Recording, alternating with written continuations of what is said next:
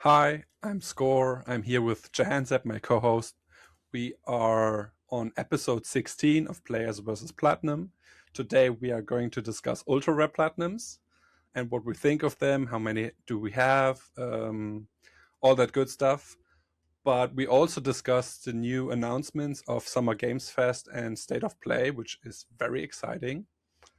We will discuss what we've been playing, of course, and then we jump into the questions you have sent us, and they are banging questions, very deep. And yeah, this is a packing episode. Um, yeah, Jahanzeb, how are you? And what is your opinion on ultra rare trophies in general? What is an ultra rare? Do you know that? Yeah, how do you think about it? I'm very well, my friend. I thought I'd start off with a funny story about ultra rare trophies because when I got into trophy hunting, it was through the Reddit, the trophy subreddit. I didn't know about the PSNProfiles website culture, so I'm popping platinums, and on PlayStation, it gives you the rarity of global PlayStation players. Mm-hmm. So I would submit my trophy snapshot or whatever to the Reddit. And on, I think my seventh or eighth platinum, it said ultra rare. And I was like, oh, another ultra rare platinum. And one guy in the Reddit was like, yeah, dude, when people refer to ultra rare, they don't mean the PlayStation rarity. Oh. I was like, what? And he's like, they refer to the PSN profiles rarity. And again, I was just like, what? I was like, what do you mean? This is PSN. Mhm. And then he very kindly explained it. He could have been very patronizing, but he Mm. explained it. But yeah, so this in my early days, I was just thinking, oh man, I'm getting ultra rare platinum after ultra rare. Each platinum is ultra rare. Mm-hmm. But Yeah. you've written out an excellent explanation. Do you want to explain to our audience what Yeah. is an ultra rare trophy? Yeah. Before I do that, I have another funny. I have also a funny story. I watched a YouTuber reviewing PlayStation profile collections from the, viewers, and they have set their PSN to the standard PSN rarity. So the profile shows a lot more ultra rares, and this is an ultra rare, and this is an ultra rare, and this is an ultra rare. And I'm like, what? That game is definitely no ultra rare platinum, and yeah, but it is what it is. So we will discuss this later. The PSN the rarity with the versus the PSN profiles rarity. But what is an ultra rare? Yeah, good question. So an ultra rare trophy is when all of the player when less than 5% of the players have that trophy of all the players that have installed and played the game. Um, and yeah, for example, Rockstar is a very good example. Rockstar games have a lot of ultra rare trophies because the install base, the player base, is so huge, and only a fraction of players go for trophies. And that's why GTAs and Red Dead Redemptions and whatnot are ultra rare trophies or platinums. And yeah, I'm struggling at the moment with GTA 4, an old Rockstar game, and yeah, but it's very prestige. It would be my second rarest platinum of all time in my collection, and so they have Rockstar prestige. makes you work for it. Rockstar Yeah, makes you work for it. and Yeah. they are not the most difficult platinums, but time consuming. Man, these hours. Yeah. Rockstar get this balance of just enough difficulty and just enough grind, and Yeah. it's just yeah. So yeah. Yeah. For example, the grinds, 70 gold medals. Oh my god, I'm not looking forward to that. But yeah, Yeah. it is what it Just is. Um, so then we've got the rarity on PSN, the official yeah, PlayStation Network, yeah, and then we've got the rarity on the website PSN Profiles. hmm yeah. That's right. Hmm. Um, And I find it interesting because, of course, I would prefer the official numbers. But then again, if most of my platinums are ultra rare because most PlayStation gamers don't care about trophies, then it's basically useless. And I like to compare myself a little bit with others and see where I'm standing. And that's why I prefer the PlayStation Profiles rarity. What about you? I think it helps because you've got the gamers who will play a game, and on average, I'm going to just pick an average. Gamers who really love a game will probably get 50 to 60% of the trophies, and that will be where they leave the game at, right? They're not going to do a second playthrough, they're not going to do the hard run, whatever, the grinds, collectibles. Yeah. So if we just stuck to PSN official, every single platinum is pretty much an ultra rare. I mean, Spider-Man is probably an ultra rare. Do you know what I mean? Like it's maybe not Spider-Man, but you know what I mean. Yeah. And I think with PSN profiles, you're looking at your group of gamers because we're a subgroup. We're the trophy hunter gamers, and so then it helps you more because then you can look at a certain game and you're like, oh, okay, this is not ultra rare. Lots of trophy hunters have got this. Maybe this is not as bad as I think. I should try this. Or there might be a fancy ultra rare where you're like, I'm going to do this, you know. I'm going to go through the grind or the difficulty and get this platinum. So I think whilst having two numbers could be annoying, I mean, I can't remember the last time I looked at the official PlayStation rarity of a platinum. In fact, I don't think I do anymore. I actually just don't even look at it. Yeah. I have no clue. So no, I think it's good, and it's helped build up the trophy hunting community. Yeah. Yeah, I think so too. Okay, let's get into the numbers, and I want to ask our viewers first: how many ultra rare platinums do you have, and how many ultra rare trophies in general do you have? Let us know in the comments. Last episode, you get us very excellent comments, very in depth, very lengthy, and we appreciate you for that. So thank you for that. Please continue. Yeah, hands up. How many ultra rare trophies in general, not platinums, but ultra rare platinums, do you have? I have 65. It was 66 like 3 weeks ago, but damn it, one dropped off. No. Yeah, and I was looking at it in research for this episode. There's one on Red Dead 1. You have it as well. It's an online trophy, PS3, and I'm like, it's like 4.98, and I'm like, great, that's gonna be another one. But I currently have 65. But I'll tell you something interesting. Last January, I had 9. Oh. I had 9 ultra rare trophies last January. So I have gained 66 or 67 if you want to count the one that dropped in the last year and a half, which is quite crazy. That's good, yeah. Yeah. So for me, I have 108 or 107 ultra rare trophies, and I haven't looked at that stat in a long time. They come and go. For me, it's not something I really go for, but there's other people which we will discuss later.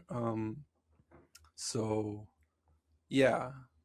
And what about the platinums? How many ultra rare platinums do you have? I have a humongous, crazy, outstanding 4 ultra rare platinums. Hey, I have 15, so not that many more. And that leads us into the next question. Do you or what is your opinion on ultra rare trophies or platinums? Do they mean to you? Are you going for them? Are you ignoring them? How has your relationship with ultra rare trophies and platinums changed over the years?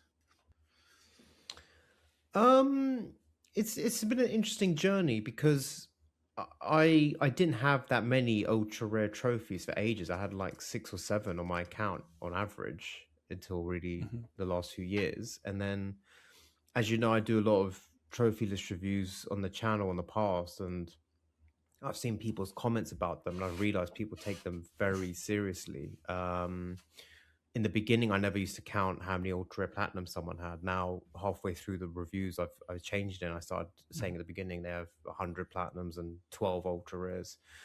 I have mixed feelings because I look at some of my ultra rare trophies, and they're not hard. They're not hard, and we'll talk about examples later. Like, I have some that I'm just like, why? I've earned some where I'm like, why on earth is this an ultra rare? It makes no sense. So yeah, I've enjoyed that number going up because obviously trophy hunting can become a numbers game, and I look forward to eventually getting to 100 ultra rare trophies. In terms of ultra rare platinums, I don't seek them out. If I'm looking at a game's trophy list, I won't necessarily straight away check if it's ultra rare. Eventually I will, but it's not the first thing I look for. Yeah, I don't think it impacts me too much because you see there's the games on PSNProfiles are ultra rare, but then some games are not ultra rare, but to me, the difficulty of them, they are an ultra rare to me in my gaming world. You know, like for example, and here's a good example: Returnal is not an ultra rare platinum, but it might as well be because it's for me a very difficult game, and it will be probably one of my hardest platinums, but it won't be an ultra rare. So it's weird. I've earned some ultra rare platinums where I'm like, this was not hard. This was, and we'll give examples later. So yeah, I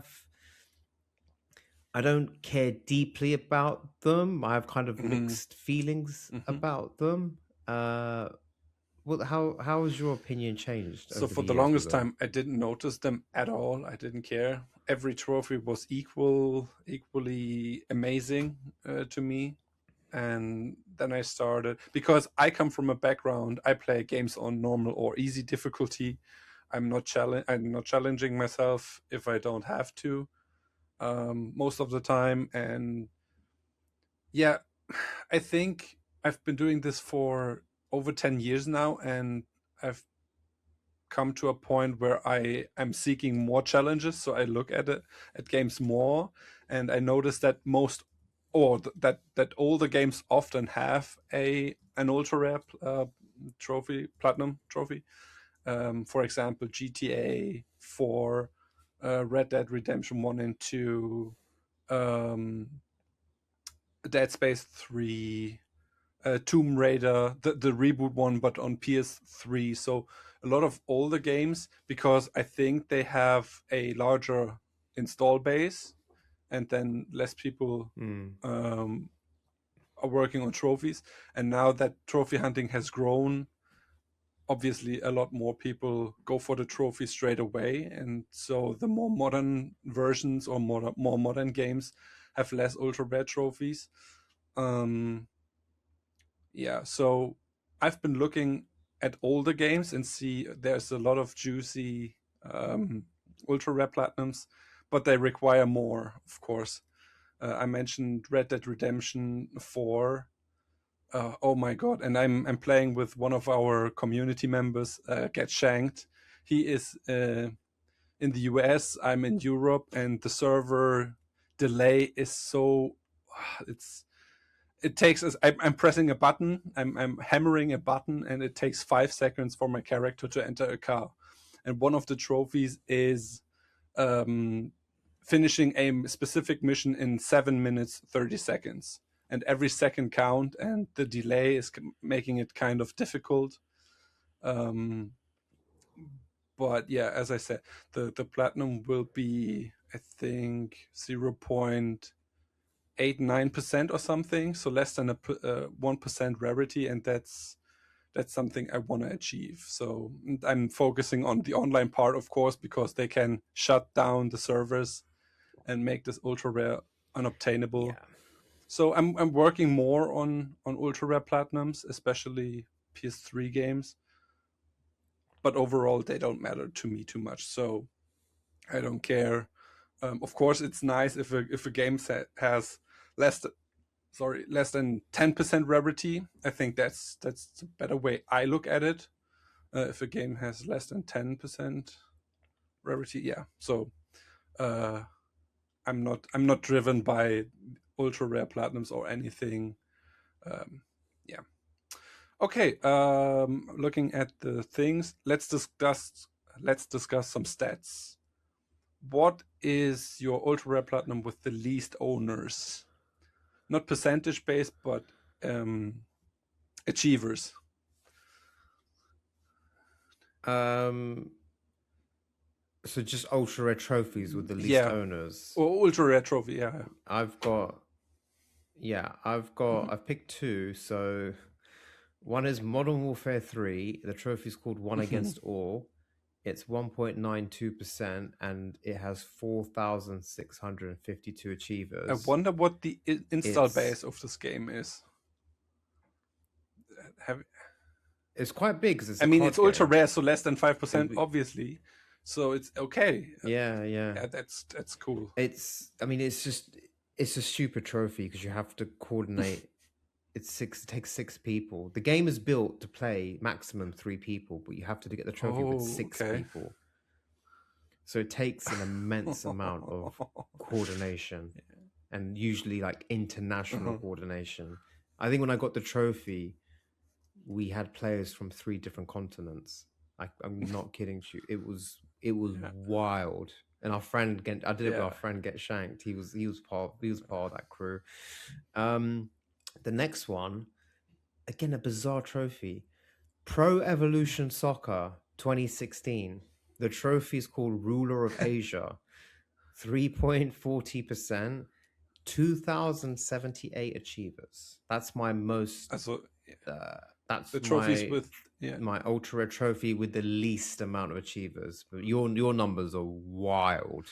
Let's go through your ones. Yeah, I was surprised. So third place is the German version of Wolfenstein 2, and only 387 people have achieved the platinum.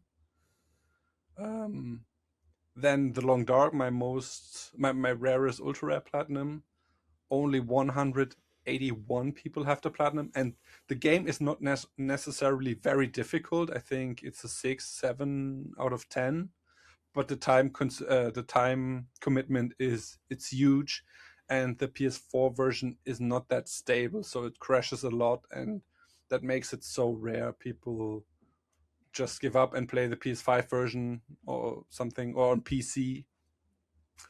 But that's why I wanna 100% this game, even with the crashes. And the trophy with the least achievers is in a game called Overland, and only 21 people have the platinum, and that's crazy to me. I think that's a turn-based isometric roguelike game where you travel from East Coast to West Coast, or vice versa. I can't remember. I just typed in Overland Trophy Guide. As you gave me all of those descriptions, I was like, I'm not looking at. I don't do turn-based. I don't do isometric. I don't like roguelikes. No way. That's so funny. So I've just quickly looked because I answered the question slightly incorrectly. So my platinum with the least achievers is Call of Duty Modern Warfare 2, the new one from 3 years ago, 16,872 achievers, which again is odd, but we'll talk about that later. It's very odd. But Overland is insane. That could be a nomination for lowest achiever platinum in general. Yeah, but the install base isn't that big either. So, but I thought, and in the Long Dark, I think I earned the platinum. I think I'm the 30th. which is also crazy. So I'm not driven by that. So fastest achievers, no, I don't need that. I don't care. But yeah, being in the top 50 of a game is quite impressive. Yeah, It's cool because I'm always visible it's when something you I'm go getting to into. the 3 columns, and I'm Yeah, always visible. That's cool. yeah, it's something I'm becoming quietly obsessed with, Mhm. actually. I look into it Okay. sometimes. It's interesting. Yeah, and I want to Yeah. get into the 100% club for the long dark. That will be that will take me a lot of time, because I only can play it in chunks before I rage because the crashes are annoying. But I will get there, and it's one of my favorite games, so I will endure that. Um, yeah, I think only six. Let me check that real quick. The long dark, 100% club. I would be at this time I would be 13th. Only 12 people have 100% the long dark. So that would be, That's so cool. yeah, That's cool. that would be quite an achievement. Okay, yeah, the next point we have ultra rare snobbery. Are you an ultra rare snob? And I mean by that, ultra rare trophy, no ultra rare trophies, bad profile. How do you think about that? Uh, I if a profile has no ultra trophies, I don't Hmm. think anything of it. I don't think that means a Yeah. bad profile. I think people do get quite snobbish about Hmm. ultra Yeah, rare they can be trophies and ultra rare exactly. platinums. I think so. Like it's Yeah. it's I don't know. It's like those. It's just like things in life. People can get snobbish about things. Like it's like having an ultra rare is like you're driving a Ferrari, and us guys without the ultra rare, we're just driving like some little Toyota or Mm. something. I don't know. Like Yeah. I think, yeah, I don't think that's a healthy mentality, because there are some very difficult games that Yeah. are not ultra rare because they're Hmm. so popular. And if you imagine, let's say I said to you, there's a profile, it has no ultra rare Hmm. platinums. People who are snobbish about it might be like, I'm not looking at that profile, but that profile could have every single From Software game. It could have Returnal. It could have all the difficult Resident Evil platinums. They're not ultra rare, but they're not Yeah. easy Yeah. games. So yeah, I don't think anything Yeah. of it really. It's not even something that I look at when reviewing people's trophy lists. I do look at the ultra rares just so I can flag at the beginning, because I know some people are passionate about it and care and have said it to me in the past. But um it doesn't Hmm. impact. No, I don't think it impacts Yeah. a profile. I, What what, I what do you think? highly agree with you. To me, it's more impressive if a profile has a lot of variety. That and of course, some ultra rare can spice up the profile and see what people are passionate about, maybe, or yeah, but it's not defining at all. And I've come across some in the comments of some reviews. I read some nasty things where people like, oh, this trophy list is not good or whatever, and talk shit about it. And I'm like, what? No, that's a good profile. Maybe a little bit of on average. Maybe they could up their game a little bit, but it's not a bad profile. And yeah, that's. But yeah, people have different preferences, I guess, and there are some people, and I want to bring up a friend that was on the podcast as well, with us, Mode 47, and he released a video where he checked his profile if he could finish um, an A to Z challenge with just ultra rare platinums. Not just A to Z games with the starting letter, but the platinum has to be ultra rare trophies. And he got like, I think 2/3. He would. It's That's and he crazy. is. I know he cares about that, and he's passionate about it. He has a lot of ultra rare platinums. Very impressive. No shovelware or little easy games. Let's say it's very impressive. So some people are just crazy and care about that, and that's fine as well. I don't judge. Yeah, of course. There's different types of trophy hunting, and you know what Mode's doing is excellent. It's almost it's top tier. Like he's really challenging himself in unique ways, and it's that balance of we're trophy hunting, but we're also Yeah. gamers. And sometimes you just want to play a certain type of game, or a brand new game came out, and you're like, I just want to play this game because it's my favorite developer, Mm. franchise, whatever. And that game is not going to be an ultra rare. And you play it. So it's the balance, isn't it? Exactly. It's It's kind the of a balance. subculture in a subculture inside of a subculture, right? I mean, we are Yeah, it gamers, then we is. are It trophy is. hunters, and then there are challenge trophy hunters or Ultra yeah, rare it's hunters. crazy. It's Yeah, but it's yeah, cool. absolutely. And Hmm. each to their own. But I think for the sake of a healthy, happy community, I don't think people should judge profiles based on ultra Yeah. rares. Okay. I have another question for our listeners. What is an ultra rare platinum that you would recommend, and why? Johansa, what is one ultra rare platinum that you can recommend? I'm gonna go out of one of Mhm. my four, and I just don't know why it's ultra rare, and it's Call of Duty Advanced Warfare. I don't know why this is an ultra rare. It's such an Mhm. easy platinum. It's a very, very painful 100%. To 100% it is pure pain, very hard. But the platinum, I would argue, if you sat down and focused, you could probably do it in 2 days. I kid you not. It's a single player campaign as usual, veteran, very fun.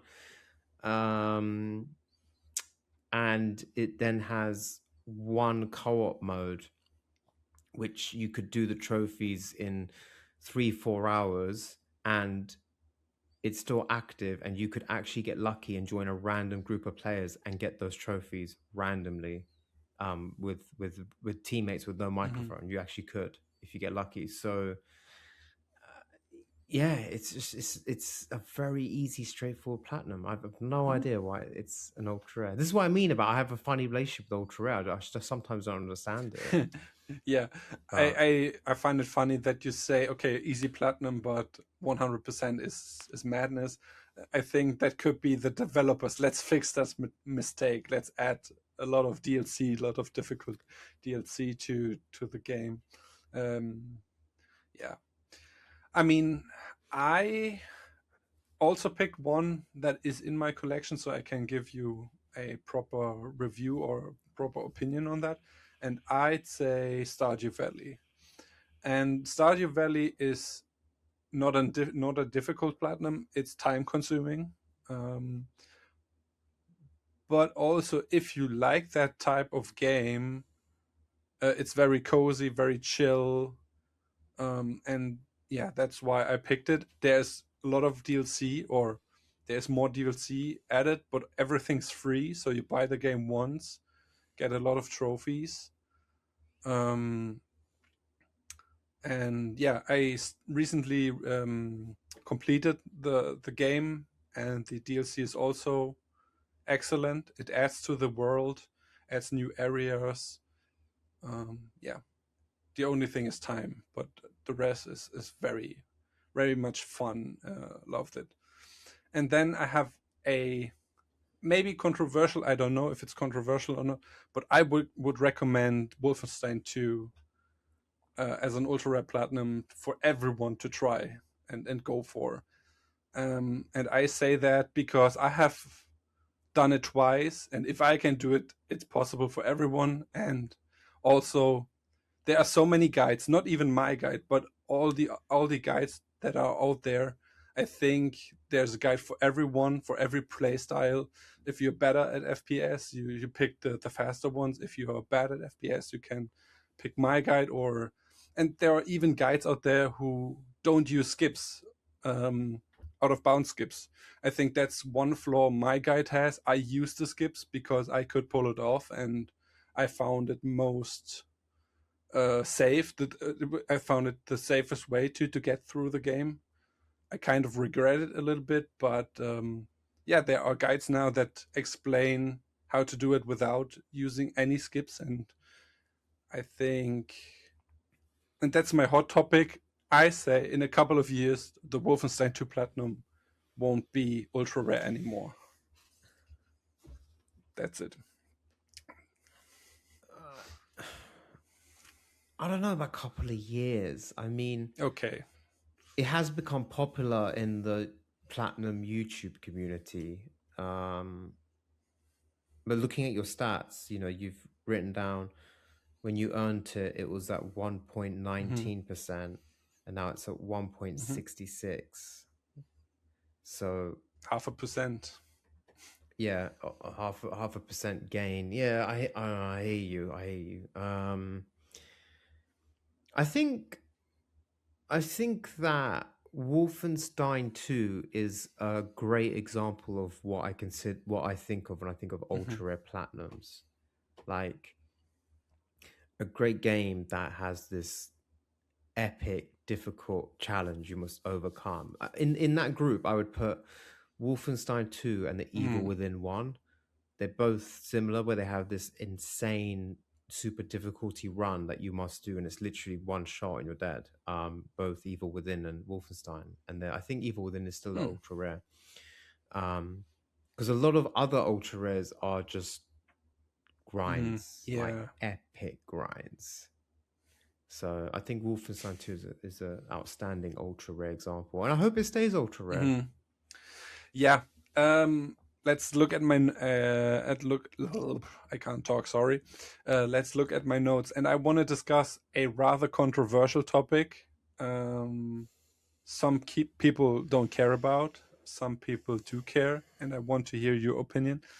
And in terms of ultra rares and auto pops, and let's assume Wolfenstein 2 gets an PS5 version, right? How many people would auto pop the Wolfenstein 2 Platinum? To me, it doesn't feel right. And I don't have the time to earn the Platinum twice, so I auto pop it. To me, that's kind of an excuse. Yeah, but what are your opinion on that? What would Wolfenstein 2 look like with a PS5 version and a lot of auto pops? That doesn't feel right.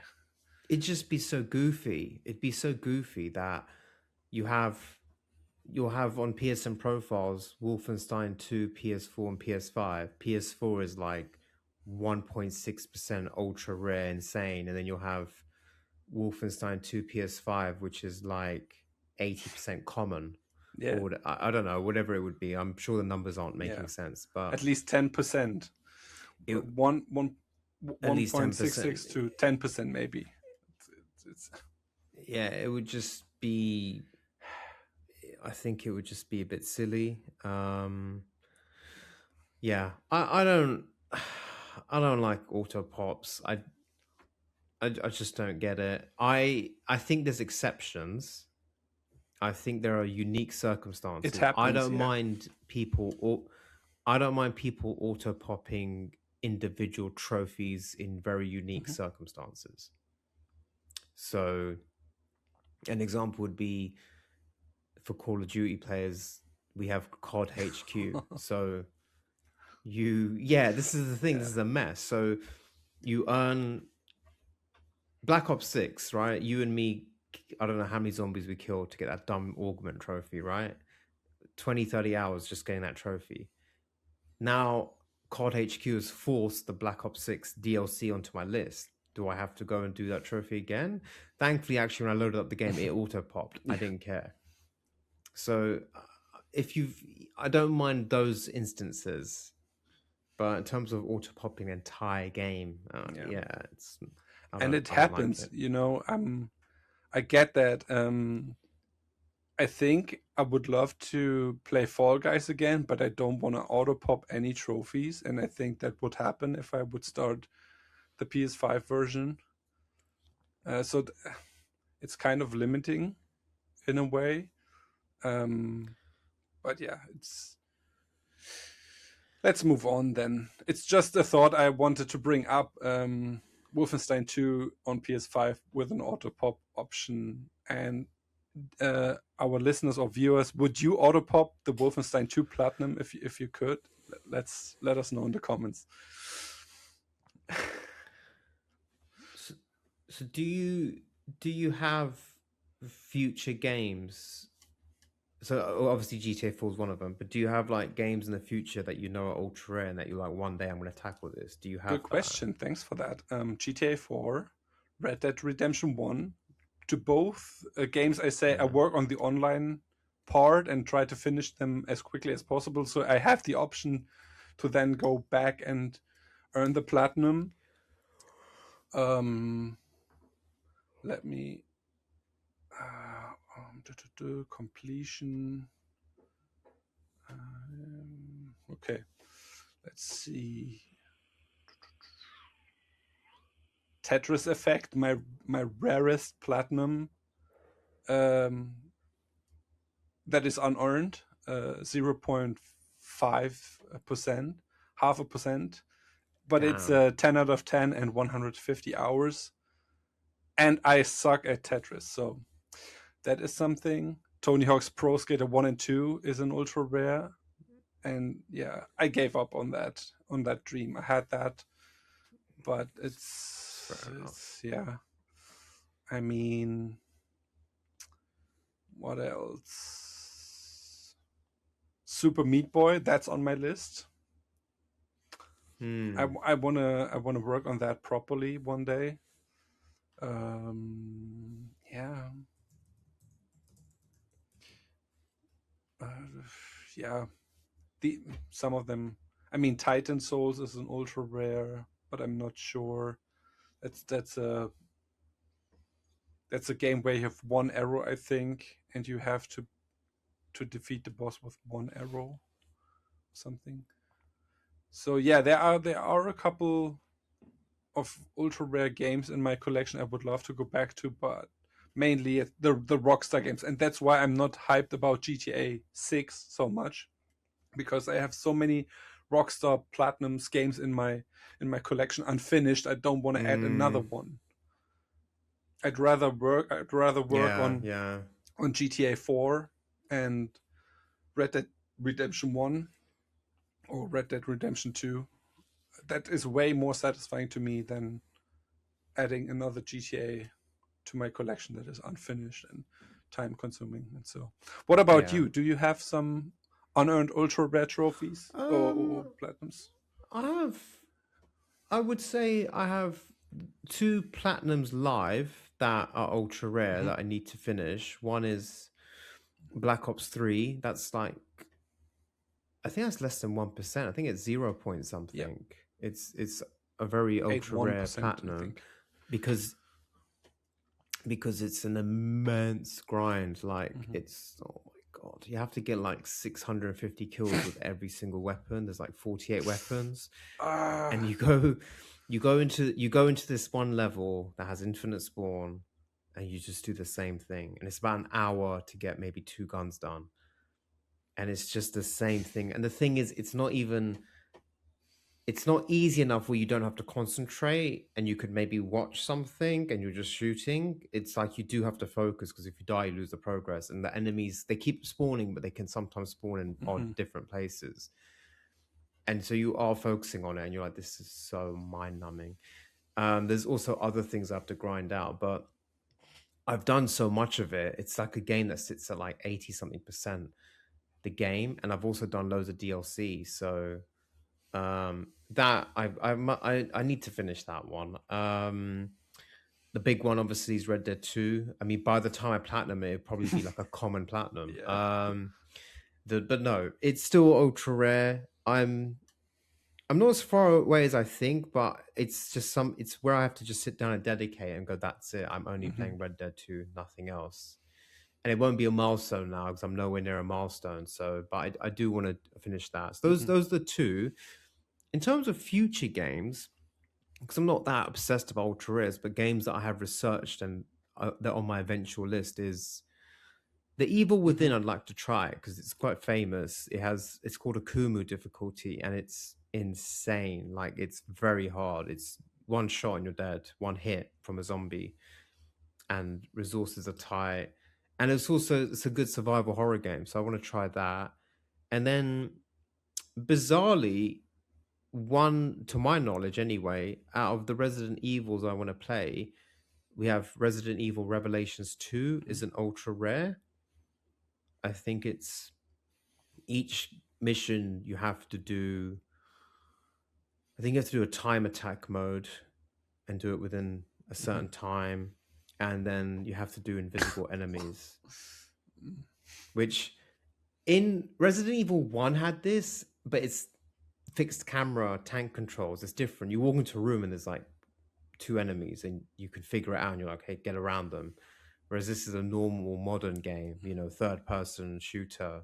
So I'm sure it'd be quite hard. I think that's the reason why it's an ultra rare. But my dream, obviously, as you know, is to get as many Resident Evil Platinums as I can. So I will eventually go for that. So that's in the future one day. I have 2 things before we move on. One is, do you prefer The Evil Within over Wolfenstein 2? In terms of challenge, because you brought it up, and I'm like, is it more appealing because it's fresh, or because it's third person, or what?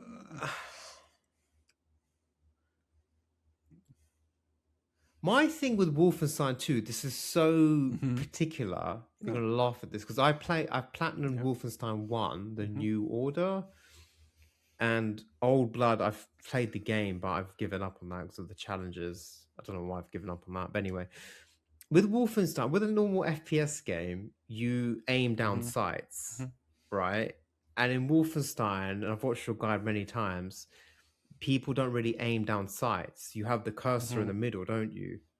And both the guns are up like that, and then you move the cursor, and then you get the headshots. And it's a specific style of FPS that's fair. But do I prefer? I don't, because now I'm playing devil's advocate here. I say Wolfenstein 2 is an easy ultra rare 10 out of 10 platinum. But when you said earlier, you were like, if I can do it twice, anyone can do it. That's like Lionel Messi saying, if I can win the World Cup, hey, any of you guys can win the World Cup. You can all do it. Like, you're talented. You're very good at games.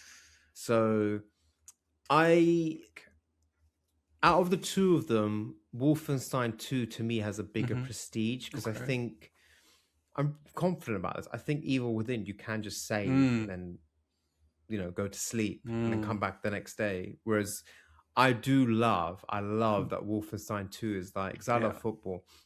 Wolfenstein 2 is like a World Cup final. Like, you have to sit there and you have to do the whole thing in one go. I love this. I think this is amazing, and more trophy lists should consider this. Like, I love that. Like, sorry, buddy, you're going to have to sit here for 5 to 6, 7 hours and you're going to have to do it in one go. I like that. So I think that makes it a bit more prestigious. But if you ask me tomorrow to choose one and I have to start it, I don't know. I might end up choosing Evil because I like survival horror, and I would say that I'm decent at survival horror. Fair. So I might be more in my comfort zone. Although I don't know. I like FPS. But it's just, do you know what I mean about the Wolfenstein FPS I know style? what you mean, yeah. When I watch people play the game, they very rarely aim down sights properly. Yeah. If you know what I mean. It's something I'd have to get used to. Yeah. Like practice. Yeah. And I have one more story, quote unquote, to tell. I love The Last of Us, and I have told that story before, I think, but I want to bring it up now. I love The Last of Us, and I missed the PS3 Platinum because back then I didn't touch multiplayer. I wasn't into it. Too much of a challenge, too frustrating, whatever. And then I got the opportunity to play the remastered PS4 version. I got the Platinum, and when I got it in 2019, the Platinum wasn't ultra rare, and I was like, oh man, I would have loved it if it were ultra rare. And then the show brought in new players, and now the Platinum is ultra rare, and I'm like, yes, The Last of Us Remastered is ultra rare. I love that, because that is the PS4 remaster. PS4, yeah. Not the remake. It's rising though. Is it rising again? It's rising, because I got it not long ago, and I'm so glad I got it. I'm so glad I 100%ed the PS4 remaster of Last of Us. I love it, but it's rising because more and more people are grouping up and doing the multiplayer. Yeah. But let's see, because the survival difficulty is no joke. Yeah. It's 4.69% at the moment. Yeah, one day that will not be an ultra rare. Fair. That's why I sometimes, for example, the Tomb Raider PS3 version of the reboot is also ultra rare, and I hope they shut down the server so it stays ultra rare. I secretly do that. Yeah, that's so funny. All right, so in terms of the rarest platinum, so Score's rarest platinum is the Long Dark, 0.65%. My rarest platinum is Call of Duty Black Ops 1, 3.56%. Guys, tell us, what is your rarest platinum? And even if it's not ultra rare, tell us what's your rarest platinum. Because after ultra, it's very rare. The 5 to 10% group. Let me check.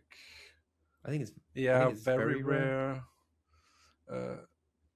There are some excellent games in ultra that group. Rare, very rare, rare, uncommon, and common. Yeah, there are some really good games in the very rare department. Yeah, and the rarity Eternal, for example, doesn't define the value of the game. For example, Bloodborne or any Souls game. They are good games. They are difficult, and they are in the 20% or something. Yeah, but just crazy. But right. Do you want to lead into the next section? Yes, let's go into the news section. And we delayed this episode because, unless you've been living under a rock, we've had a lot of gaming news in the past weeks. We've had PlayStation State of Play. We've had Summer Game Fest. We've had some big reveals. So let's start off with the State of Play. And we'll go with the opening game, which is coming out September, which is Wolverine. Yeah. And it's very bloody and brutal.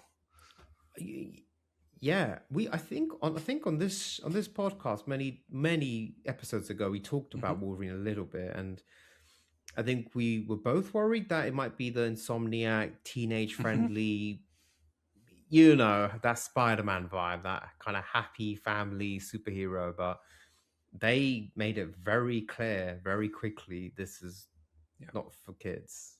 I mean, it's very violent. It looks good. I'm glad it's not open world. It didn't need to be open world. I like the Jean Grey cameo, or if she's going to be a bigger character in it. I think they showed Mystique. They showed Sabretooth. Wolverine looked good. I didn't love the voice. I'm going to be honest. I didn't love the voice, but then maybe I'm too brainwashed because I've been listening to Hugh Jackman for like 25 years in like 15 films. So I might be brainwashed. I think it looks really good. I'm not committing. I'm not Yeah. guaranteed day one yet, but I think I might become a day one buyer. I might, because we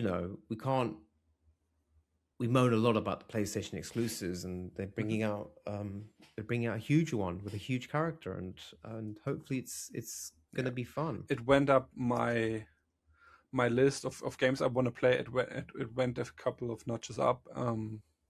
Yeah, definitely. Yeah. And I love when I hope I know a lot of these characters because I love when there's a couple of characters I know and love about and they interact with each other. And I'm not a big superhero fan, but I know X-Men. I think Mm. a little bit, and yeah, I'm excited about um, this game. They've confirmed no Spider-Man cameo, no Mm, crossover, yeah, which is, yeah, I think, is great. He's in New yeah. York doing his thing. Wolverine's running around the world doing his thing. It's good. It's good. Next up is a game I know we're both excited for. It's the remake of the original. It's Tomb Raider: Legacy of Atlantis. This is the remake of the original game. It was meant to come out this year, but Yeah, now it's because coming out of February GTA, I think 2027. they delayed it. Yeah, we'll talk about the Yeah, calendar at the yeah, end for sure.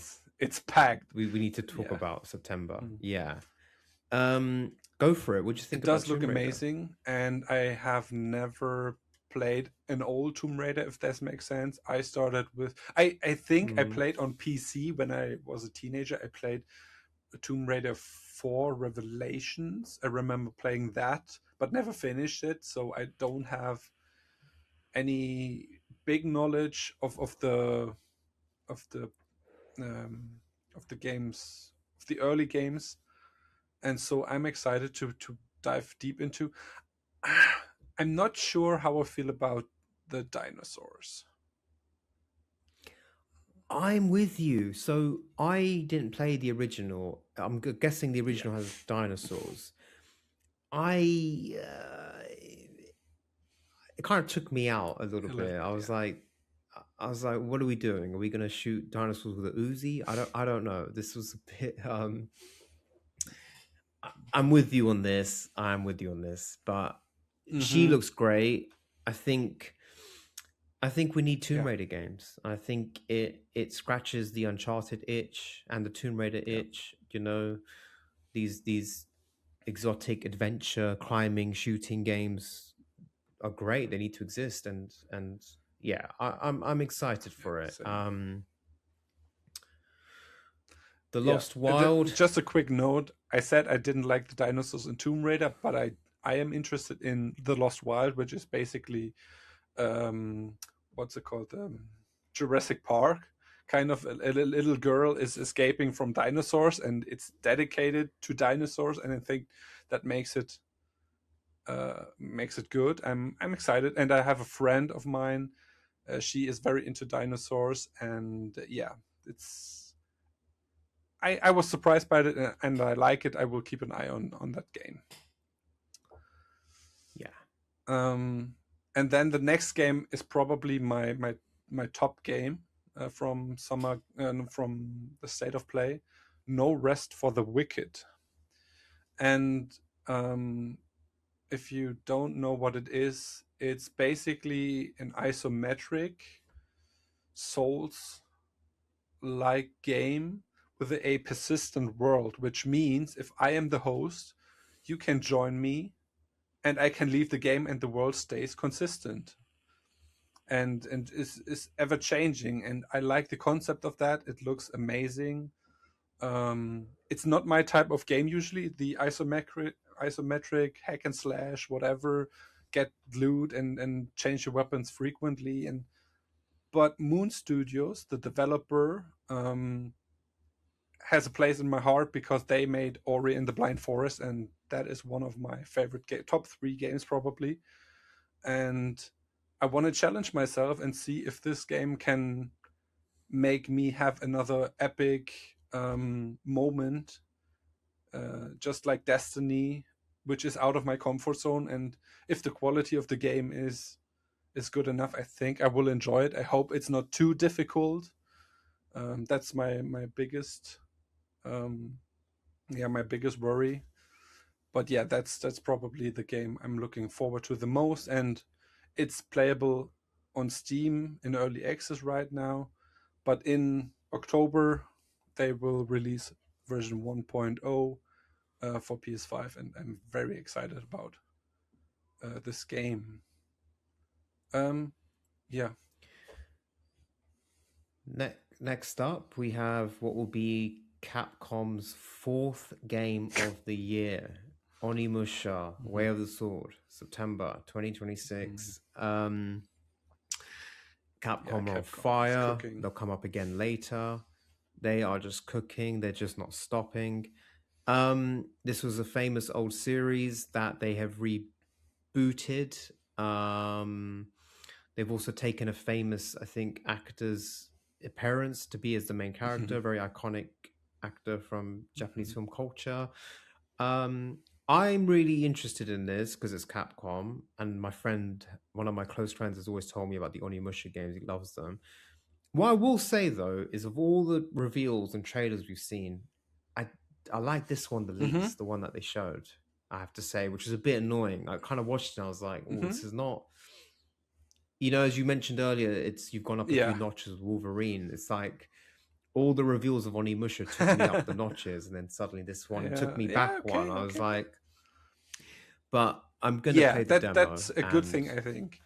So, and yeah, you can play the game safely without popping trophies, hopefully, and can see if you like the game, if you like the art style, if you like the combat.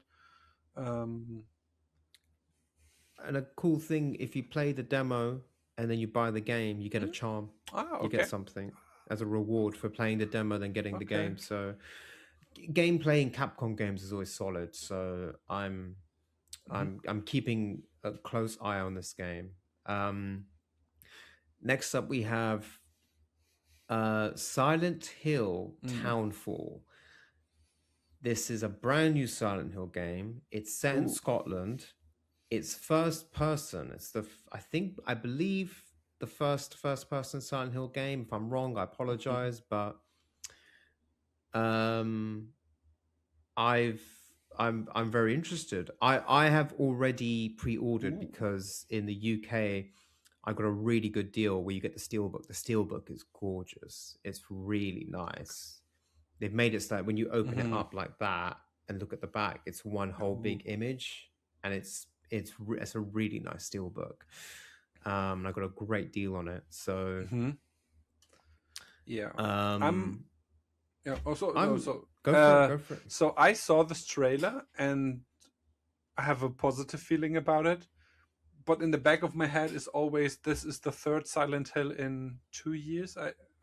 And it feels like we are being flooded with Silent Hill games because it's successful, and that's why I'm a little hesitant to fully commit. But it does look good, and yeah, I hear you, but Konami said we're going for it. It's a Silent Hill game every year now, and they've done almost the Call of Duty thing. They've spread the games among developers. So Bloober did Silent Hill 2, and Bloober are working on number 1 remake now. Another developer did Townfall. Another one, I can't remember who did Silent Hill F. So it's I hear you. It's not like they're rushing them out, and as time goes on, each game is going to be a bit less quality. It's kind of like it's a bigger it's not plan. only the quality, but just the feeling. Okay, this is successful. Now take this. I'm saturated right now. I'm still happy with Silent Hill 2 remake. But yeah, it's September. Yeah. Well, I guess what I like is they've branched out. So we're going to get the remake series coming, traditional Silent Hill, and then now suddenly it's like Silent Hill in 1960s Japan, Silent Hill in 1990s Scotland. I don't know. I think it's retro, but this is kind of cool going global. But I'm looking forward to this. Yeah, it's on my radar for sure. Yeah. Next up, do you want to take it away? Rayman, Rayman. October, and I think that's just a remaster. So the title is Rayman Origins Retold. Yeah, it's definitely not for me because I still have the unfinished PS3 version that is now unobtainable. Yeah, I'm not skilled enough, but it does look good. I mean, the art style looks good. But yeah, it's a retold, and I don't know if that's necessary. But yeah.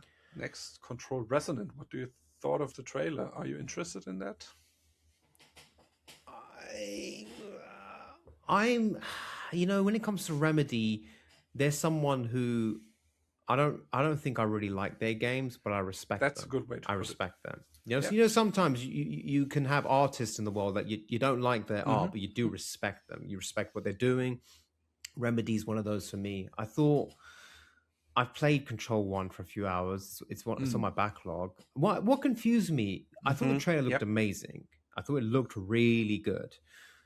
I was just a bit baffled by Control 1 is third person shooter in a building, and now we're out in New York and I'm seeing like they're in midair like slashing, and I'm like, what is this? This is a Mm-hmm. really big turn, which not necessarily a bad thing. It's just I'm not quite sure what we're getting. But I Yeah, thought the trailer the was very trailer looked impressive. good, and I'm not sure. I saw something of the gameplay loop, but I forgot what it was.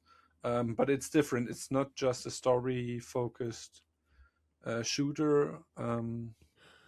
And yeah, but the gameplay didn't appeal to me, and so I'm staying away from it for now.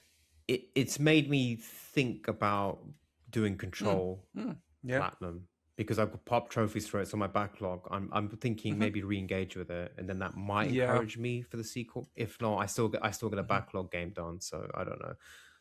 Do you want to take the next one? It's Because right up it's my from alley. it's a Yeah. series you like. Yeah. Um, I had the problem that it was too late, and I went to bed halfway through the state of play, and I watched the second half in the morning, the next morning, and so I knew that it was Until Dawn.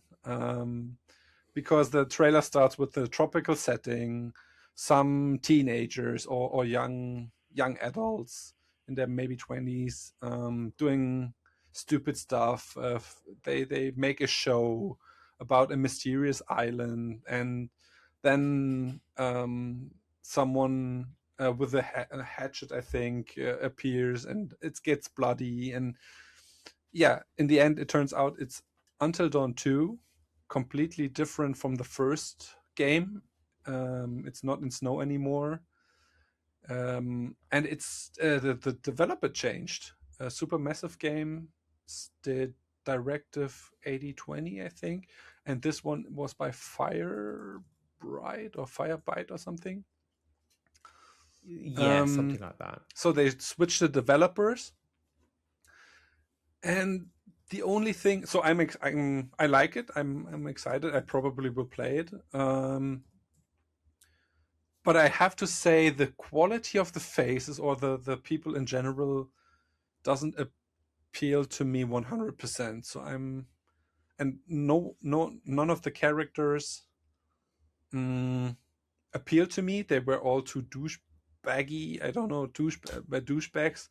I hope that changes because I don't want to play a bunch of people that I don't care about getting murdered. I don't know.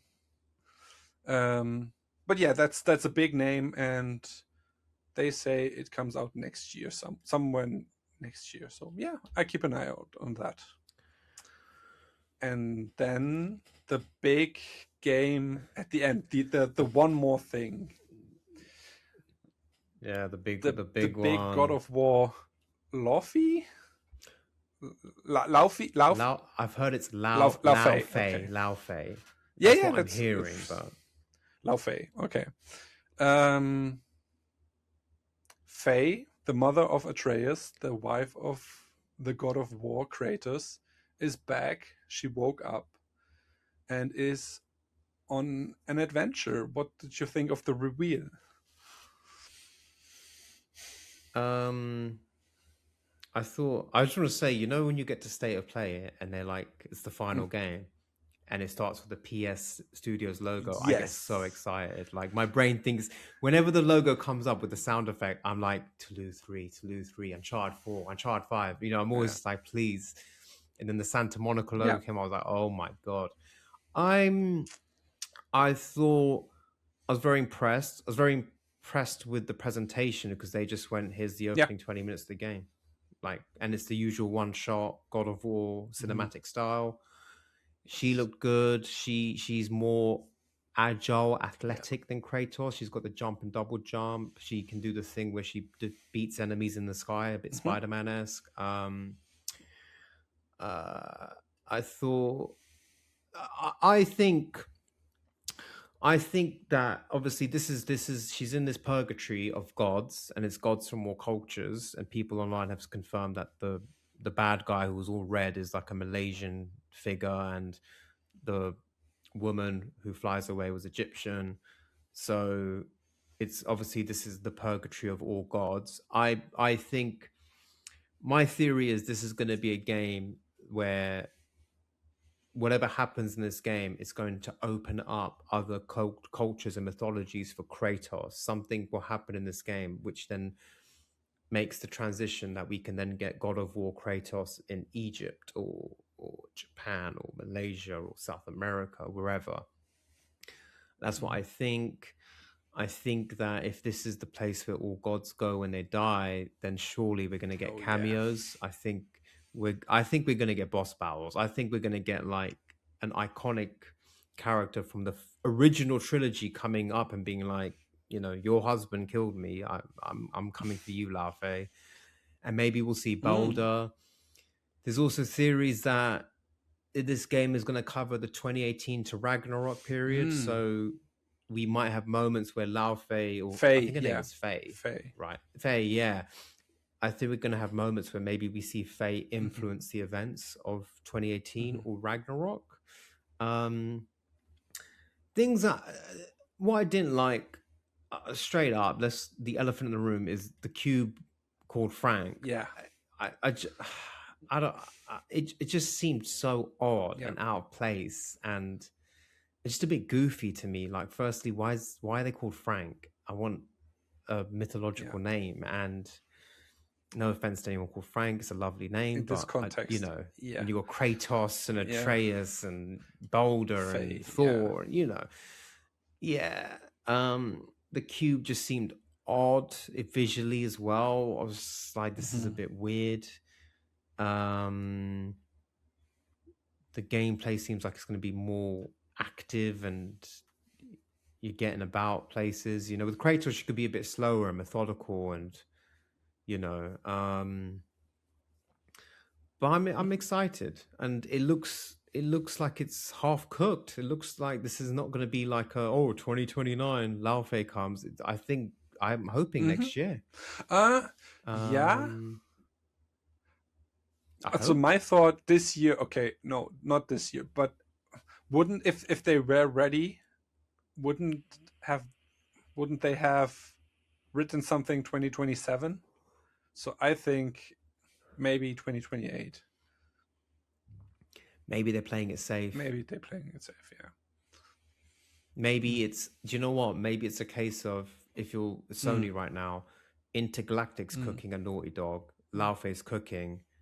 They're both trying for 27. They're both a bit like, well, we could do with more time. So maybe if it's like Naughty Dog are like, when, do you know what? We're in a bad place. Intergalactic has to be 28. Suddenly it's like Laufey. Let's throw resources at Laufey.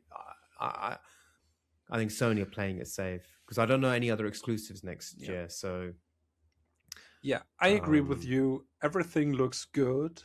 For me personally, it was a bit colorful, a bit Disney-esque, and of course the cube, Frank. Yeah, that pulled me out, and I was like, really?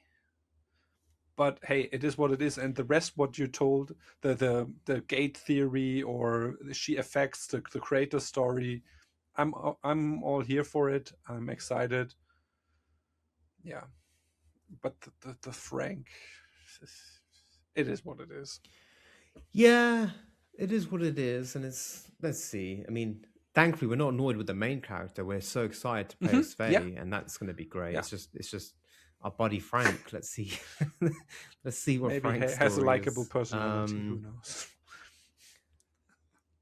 He could be charming. Lastly, from State of Play was Ill, which I've been keeping tabs on. This Yeah. ultra realistic, disgusting looking first person horror game. It looks wild. It looks really wild, and I love the intro of the trailer, which was more survival, a bit more calm before before hell breaks loose, and then the rest of the trailer, 2/3 of the trailer, were just constant heads off and bloody and whatnot. So it looks brutal. I'm curious, but I'm not fully committed yet.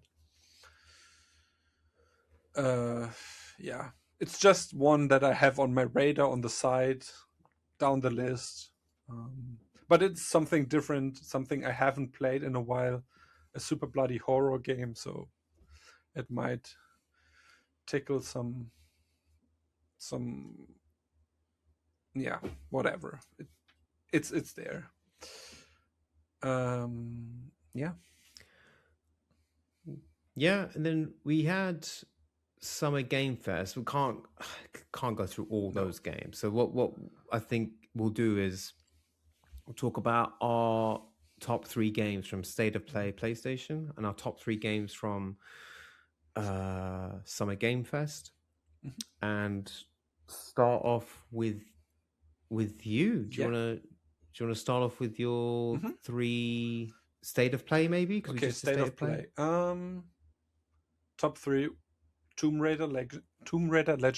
I can't talk. Sorry. Tomb Raider Legacy of Atlantis. No Rest for the Wicked for sure. Maybe Wolverine or Until Dawn. So it's 4, yeah.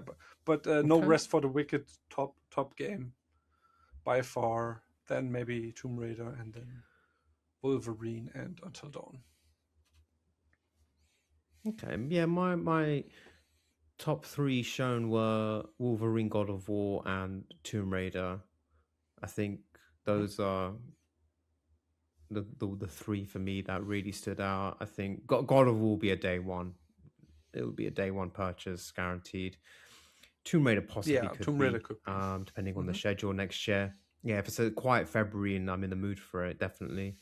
Wolverine, let's see. I think I'll probably make a decision in August, a few weeks before. And then I think we are more than a top 3. So let's talk about our highlights from Summer Game let's ask Fest. our viewers first. What are your top 3 games from State of Play? What are you most excited about? Let us know in the comments. And how happy were you with the State of Play? I'm hearing things. It's the most viewed State of Play ever. I think it was a great State of Play. I think they delivered. They heard our prayers, right, from last episode where we moaned about, oh my god, we don't get exclusives. They listened. The Sony boardroom were together, and they were like, "There's these 2 idiots in Europe moaning, making dedicated episodes. Let's shut them up. No live service. Here you go, single player exclusive. Shut up." Let's go with Summer Games Fest. I mean, there's just only one game to discuss. I'll tell this actually. I started watching it, and it's this first person camera angle where with this older lady in France, I was so confused. The opening game of the series, right? So I'm watching it peacefully, right? And then the wife and the cat are like messing around. There's like disturbances. So now I'm not paying attention. I'm like half watching it. The cat's running around being silly. And suddenly it starts doing all the titles and REV, and I'm like, Rev? I'm like, what's Rev? And then it shows Claire, and I'm like, what? I'm literally just snapped, and I'm like, stop messing around with the cat. Everyone stop. Like, I had to rewind it and rewatch the whole thing again. I'm so happy. I'm so excited. it also looked further new Mm-hmm. generation, because Requiem was the first PS5 only game, Xbox Series X, you know what I Mm-hmm. mean, this generation. This looks a bit Mm-hmm. step further in terms of graphics quality. I've never played Code Veronica X because it exists right now as a really older version, and I've always heard they're remaking it, Mm-hmm. so I've been waiting. I love Claire Yeah. Redfield. Mm-hmm. She's not in enough games for me. I'm so excited. I just think I can't wait. I wonder where. So I have no idea of the timeline of the Resident Evil timeline. So I don't know where this fits. Is it the remake of Veronica X? Because because I Okay, have X. heard that title before, but I have no idea. Obviously, I know Yes, and from they've remake just two who Claire Redfield is. this sits after 3 Mm, before 4, and unfortunately people get very misunderstood about this game. Not hardcore Resident Evil fans, but because it's not numbered, people think it's a spin-off, and it's like, no, it's okay. very important. It's a very important game. It sets up 5. It Oh, sets up nice. lots of things. It's Chris and Claire. It has Albert Wesker in. It's a very important game. But it doesn't, it's not numbered, so people just don't think. Hmm. I don't know why. It's a bit funny, but yeah, and I've already heard changes. Like, if you notice, she gets captured by what looks like Hunk, Hmm. Hmm. the commander, who has a cameo in Requiem. So already I can start seeing that Hmm. they're molding the story to fit with the newer games, etc. So Yeah, can't wait. this This might be. is a Yeah. day one guaranteed for me. And then straight after that, they followed up with a trailer that I didn't know was coming. I can't wait. Alien I thought Isolation about 2. you. Oh my Yeah. God. Oh my God, dude. It's been too long. This is yeah, I'm so excited for this. I love the Alien films. I platinumed Alien Isolation 1. It's a fantastic game. Yeah, So I asked can't wait. my community. I made a post and how frustrating was I saw that. Alien Isolation, because I'm still hesitant. I'm not. I don't want the frustration, but I do want the platinum, and I do want to experience that game. Um, yeah, I immediately thought of you when the trailer came out. I feel happy for you that you get the sequel. Yeah, I saw your post on your community. I need to reply and put you under pressure Please, I to need to I need some expert yeah. Uh, uh, feedback. Yeah. I need to. I've got there's some tactics as well you can do with Alien Isolation, Hmm. especially for the no death run. There's some tactics you can do. Um, so that was really good. Hmm. Another game that both of us were interested in, which I'm happy about, was Crossfire. Yeah. Okay. Cool. That looked cool. That looked cool. Hmm. That looked alright. I could do. I love shooters.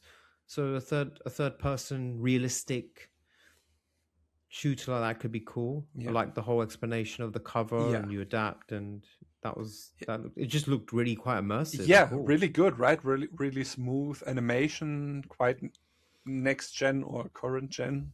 Yeah, I enjoyed it. Yeah. Hmm. You're getting a Stellar Blade sequel. Yeah. I love it. I'm ready for it. Did it look very different to the first game? So except from the protagonist is completely new, but the combat, Yeah. the sound, everything felt like it was This straight Stellar Blade. Um, nice. so very familiar with the new character. I liked it. Yeah, I that could be a day one game for me. Hmm. And then you got a game from the creator of Shadow of the Colossus and ICO. Yeah, Gen Atlas. I mean, I love these games. The trailer looked promising, What I'm not sure about was the shooting. So for the first time, they had shooting in the game, and you fight these big colossi. I don't know, these big creatures by shooting at them. But yeah, the whole vibe, the looks It was amazing, cool. and so I'm looking forward to that. Yeah. Yeah, it was cool. It was a good Summer Games Fest. I really thought we were gonna get a GTA 6 third trailer, Mm-hmm. but obviously we got Final Fantasy 7 Part 3, which is great for the fans who are waiting for that. Yeah. So yeah, I think my top 3 Summer Game Fest games were obviously Veronica #1, Alien Isolation 2, and Crossfire, I think. So my top 3, yeah, same. Resident Evil, then I think Stellar Blade and Gen Atlas. Crossfire we don't know much about, so that's a little bit lower. An honorable mention is The Wolf Among Us 2.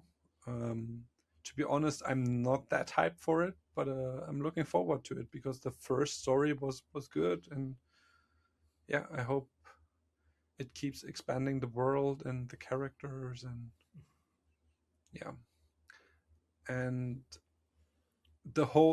these whole two presentations, the State of Play and the Summer Games Fest show, they really made me wanna buy a PS5.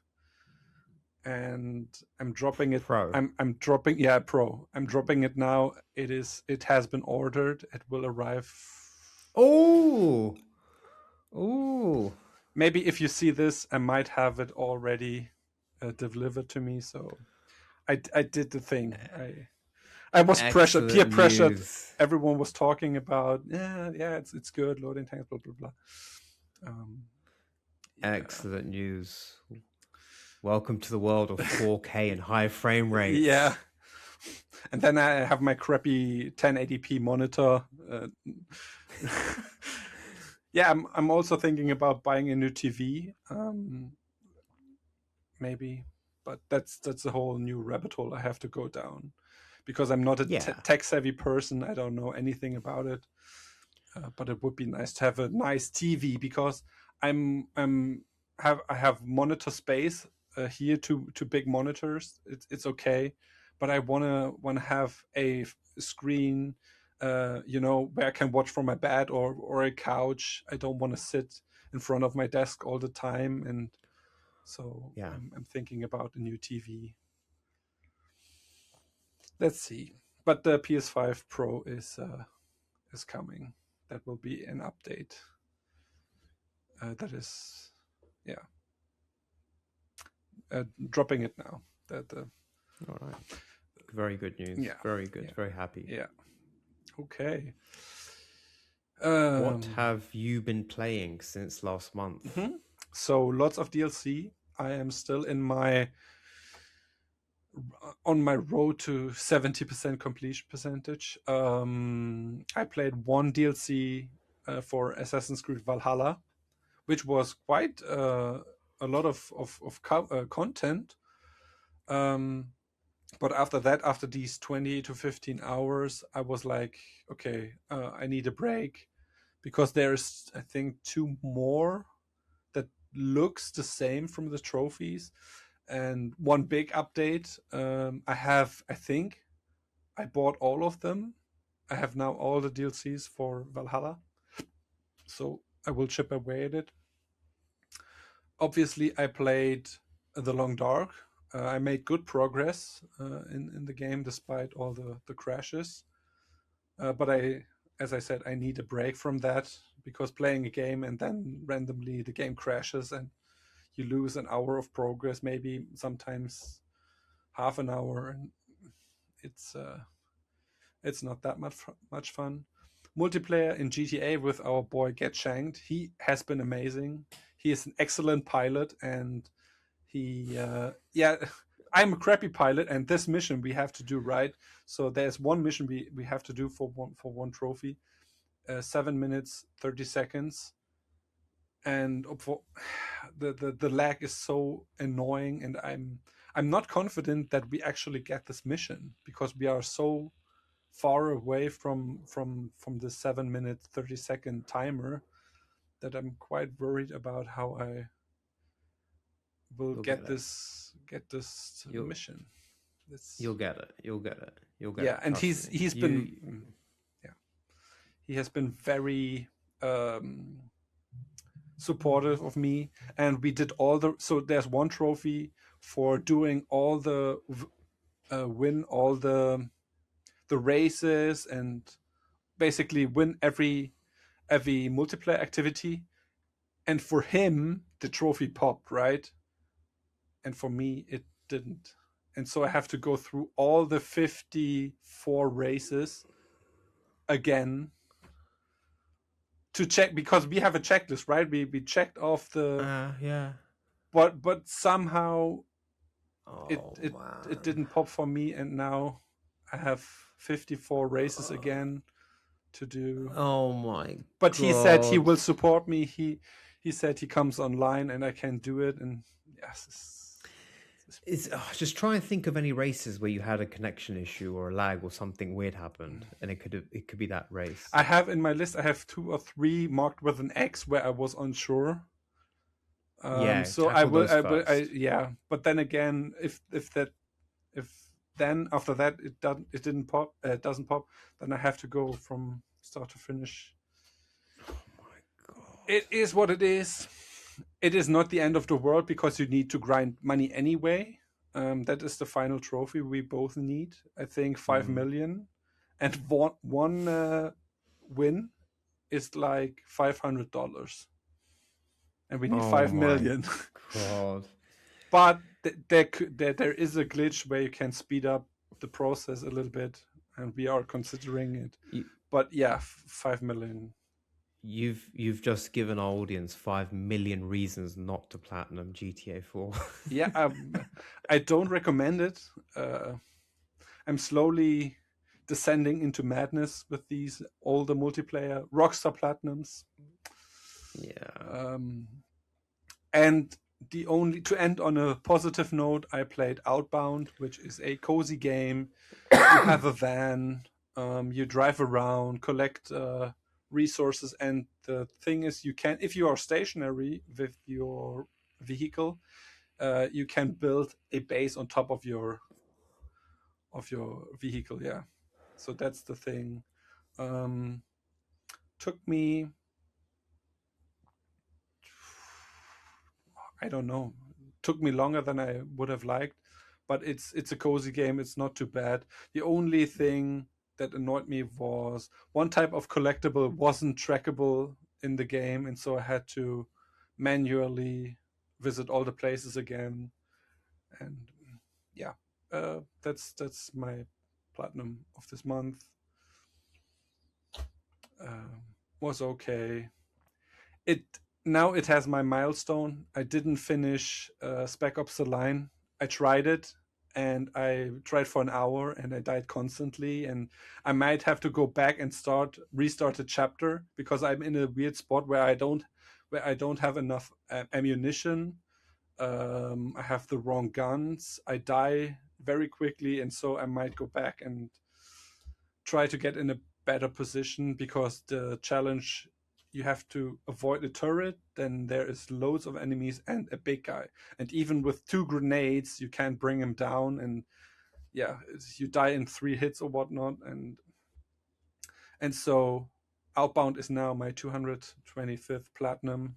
Not Spec Ops: The Line, unfortunately, but hey, it is what it is. What have you been playing since last episode? I finally finished my Odyssey. Oh yeah, I saw that. Congratulations. About 95 hours, 7 DLCs. The game is great. Mhm. It's my favorite AC game that I've played. Oh. I've only played 3, but it's my favorite AC game. I thought it was open world is brilliant. They really just, you can tell they put so much care and effort into it. The platinum itself is fine. It's 65 hours is what you get, typical open world. When I play open worlds, I do everything at the same time. Mm-hmm. Like I never wanna. I don't want to finish the story. Then now it's like collect the 100 swords, kill the 50 mercenaries. I do everything, chip away at everything as I go along. Okay. The DLCs were fine. The first three, one is a typical AC DLC where it's like, here's 12 extra missions. It's like, okay, I did those whilst I was platinuming the game, so that was fine. The first three proper DLCs finished the story nicely. The next three frustrated me. It was you went to Elysium or something. It was just annoying because they made this, I don't know why, they made this world where everything's really high up. So I'm like constantly climbing and I'm like, this sucks. The second DLC was the Underworld, which was very cool. And then by the third one, I wasn't even playing properly. Like it was like go into an outpost and get this item, and instead of going around stealth killing everyone, I would just run in and I'm just smashing R1. I'm like, just die, everyone die, let's go. But I really liked it. I'm glad it's done. 94 trophies, Nice. off the list. And then in the background, I'm doing bits and bobs. So my Vita is breaking. I think it's not going up fully charging, so I'm getting paranoid. So I'm going to wrap up my existing Vita platinums, Sly Cooper, Gravity Rush, etc. I'm going to get those done over the coming month. I've restarted my Requiem Insanity run. This is no infinite ammo, no rocket launcher, like trying properly. It's very hard. Can imagine. Very, very hard. So I'm having fun with that. I might go back and try and 100% Callisto Protocol finally, both PS4, PS5 versions. I've only got 2 playthroughs left. But I don't know what the next big console one is. I don't know. My wife got me Legacy of the Dark Knight. I really want to start that. I've almost become obsessed with not starting new games. It's really weird because of completion percentage. I need to kind of like calm that down. Yeah. So same. I think I will start Legacy, and I think I'm going to pick up Pragmata soon as well because it's quite cheap in the UK. So that's good. Yeah. All right. Yeah. So before we jump into your I can't talk. Sorry. Your fantastic questions. We want to thank you for your engagement, for your comments, for your questions, for your topic suggestions. We both appreciate you for taking the time, and we hope you guys are the best. Yeah, we support you in your grind of boring trophies with a premium entertainment.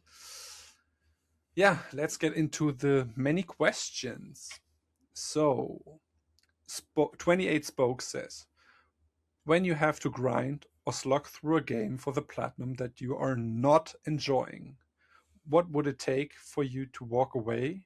Or are you committed to the platinum regardless of stress or agony it may cause? Do you have a threshold of suffering before you throw the towel? How do you answer that question? How is your threshold for suffering? I think I've thought a lot about this question. It's a great question. Thank you, 28 Spokes. I think if the grind is too much and mind-numbing, like the example earlier of Black Ops 3, I'll walk away, and I have walked away for now from Black Ops 3 because it's just mind-numbing. Like I'm going to the same level again and again, getting kills, one gun done, next gun. There's just nothing. It's just not fun. So I guess that's my threshold where something becomes a mindless grind.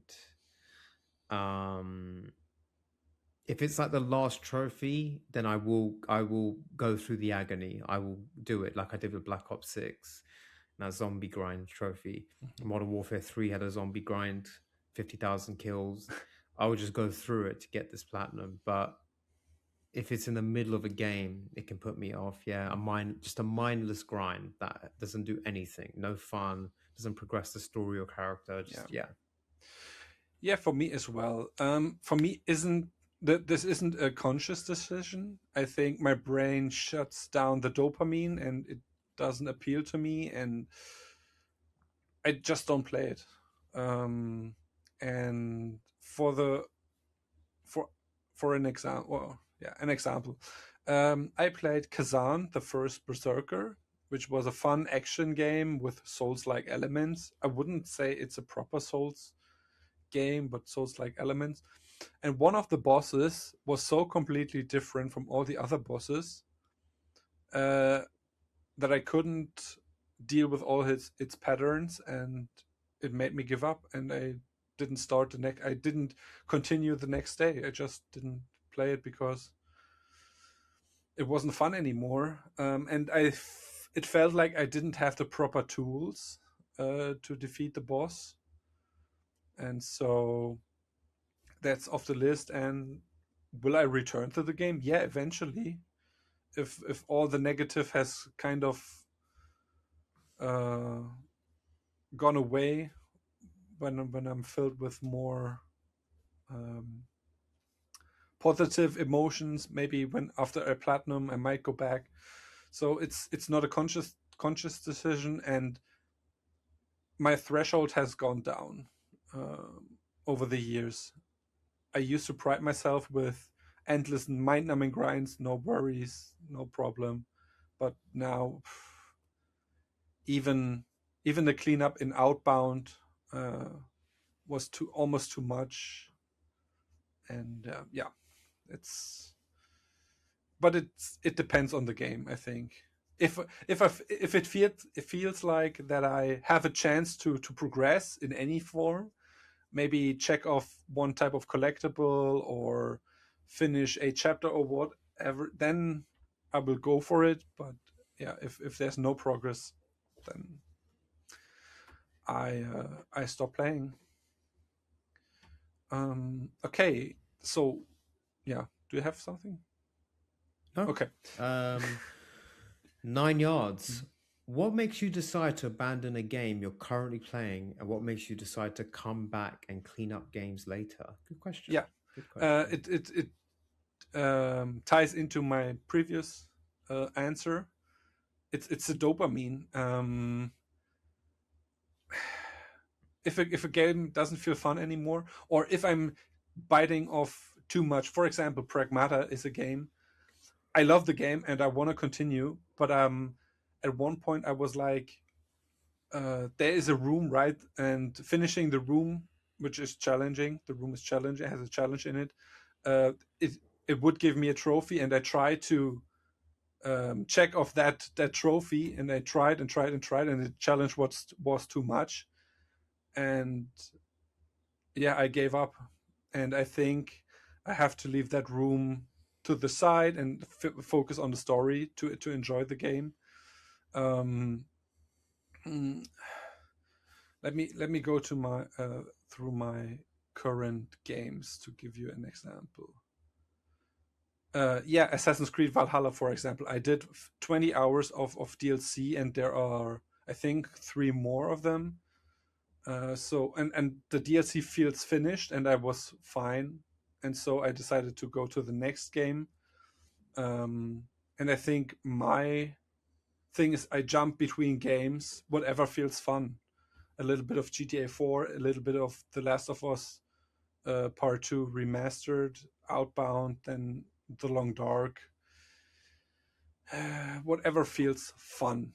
That is my strategy. And I think the going back part is I wait years to return to the game and see if I like it or not. That's another question I had, or another thing. I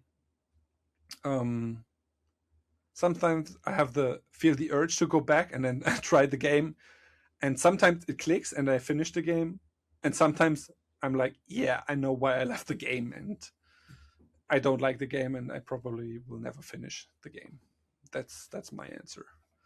What about you? For me, like one hard single trophy can just stop me in my Mm, tracks. yeah. An example is if people remember Call of Duty Modern Warfare Remastered, it has that stupid training ground thing you have to do in like 15 seconds or something, and that stopped me for years. And then I came back to it one day and just like focused like 5 hours on it, because I never want to be in a place where I've got the game at 98% and there's one trophy left, and it's that hard trophy that you're just chipping away at and trying. So sometimes, if I don't have a lot of time for gaming, one hard trophy can just stop me cold, unfortunately, which is not great, but it happens. And then coming back to games there, it's a good question. I believe that sometimes you can play the right game at the wrong time. I remember an example is I played Horizon Zero Dawn and maybe 4 or 5 hours, and I was like, this sucks, and that's that. And then a year later, I was like, why does everyone love this series so much? It's a huge PS exclusive. It's kind of cool setting. Let me start again. I went back, started fresh, and it clicked. And I just really enjoyed it. So I think sometimes it's about timing and the headspace you're in. Yeah. So I think it can be the right game, but just the wrong moment for you. So it's always worth coming back and just giving a game another shot. Yeah. Another thing that comes to mind is my skill set. I leave a game because I'm not good at it, and years later I might have acquired the skill. For example, Uncharted 1. I wasn't good enough.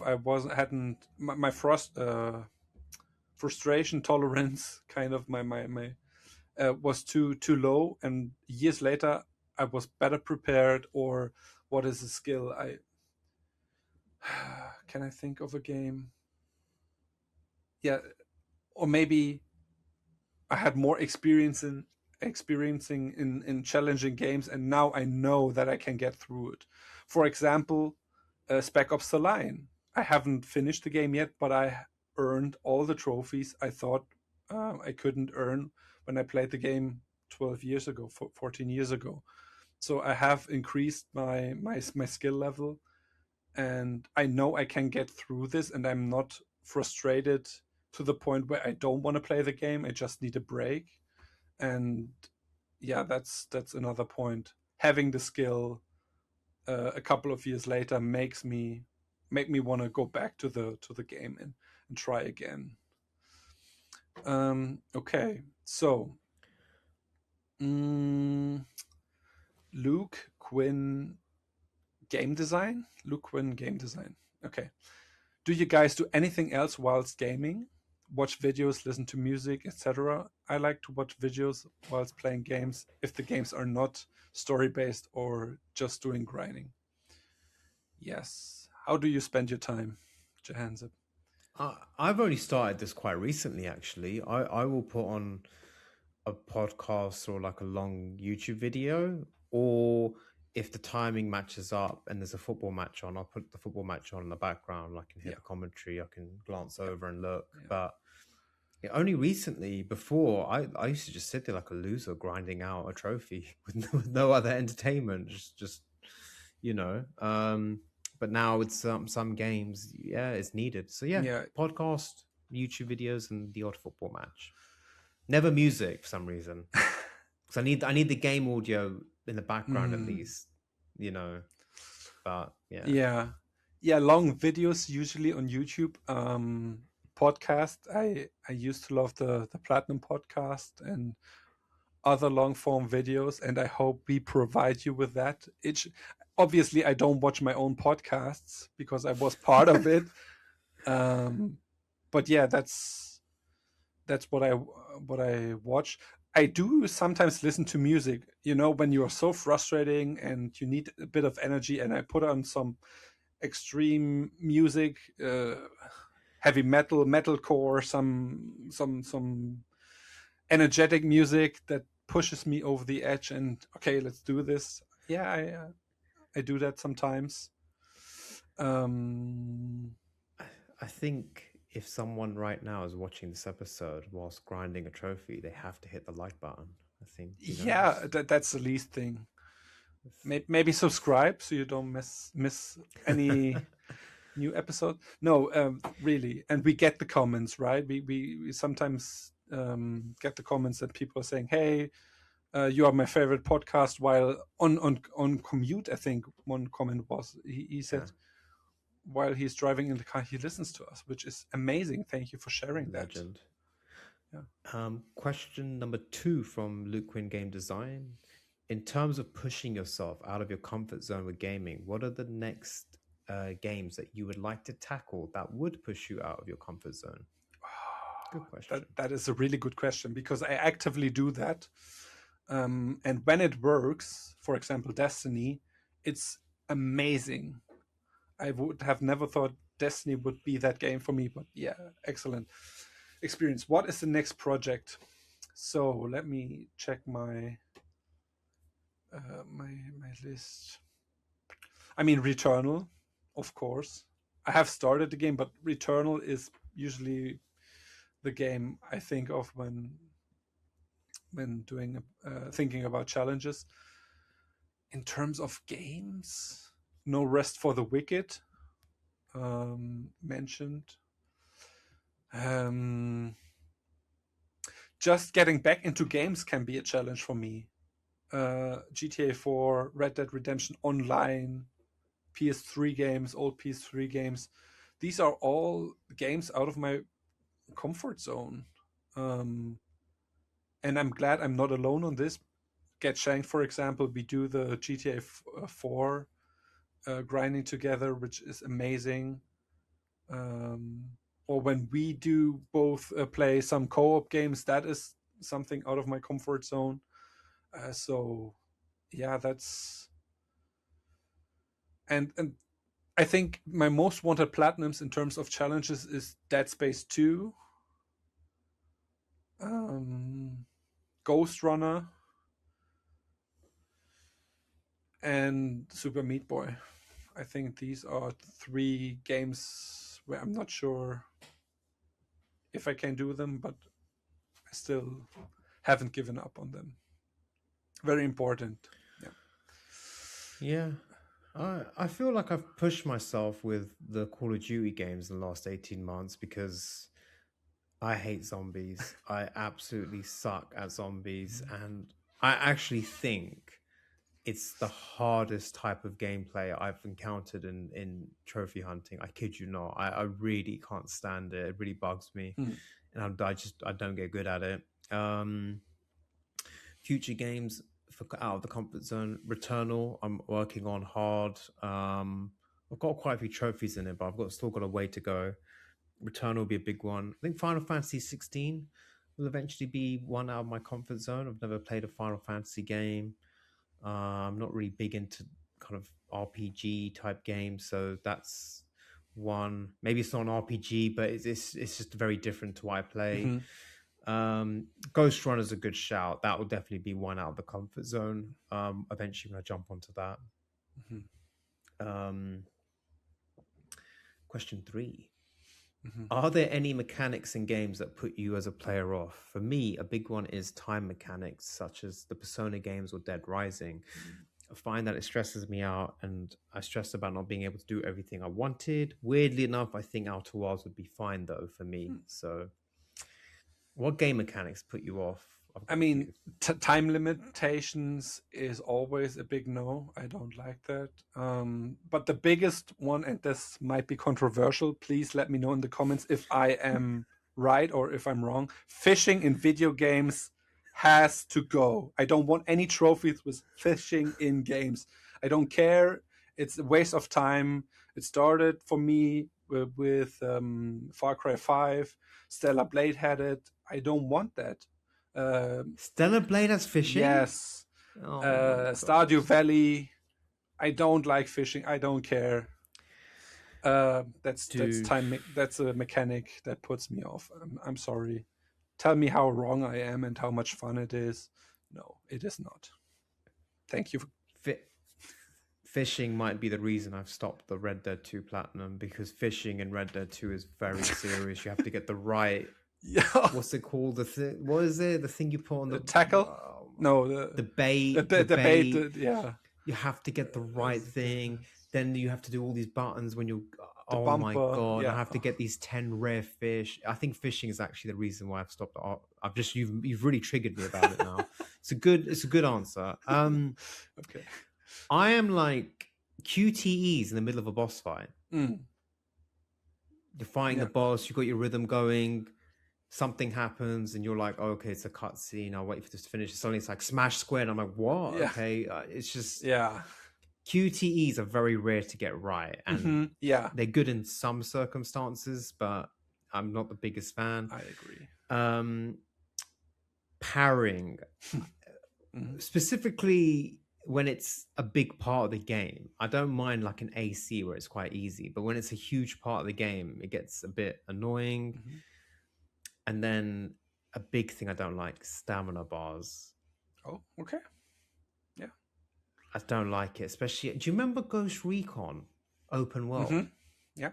You'd run out and then you'd stop sprinting. It's like, guys, this is an open world game. Just let me run around. Yeah. Like, it's just things like that just annoy me. So that would be But me. maybe there is technical limitations that the game has to load faster, and or Maybe something like that. But that's a But them yeah, problem. I They agree. made it a me problem.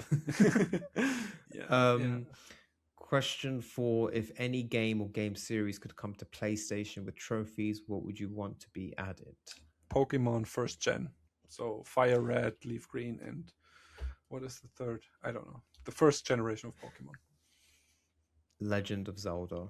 Oh, that's a good one. I'd just buy it. Yeah. I'd buy it day one. I'd buy the games day The one. Legend of Zelda Ocarina of Time. Ocarina of Time. A platinum. Oh my I would pay God. $200 for that experience. I would do it because I platinumed it in the 90s. I 100% of the game. Like all the seeds, all the heart containers, everything. Yeah, everything. I would play the shit out of that. Yeah. The next question, another great one from the Dan. What games trophies would you want to remove from your list? For me, it would be Bulletstorm.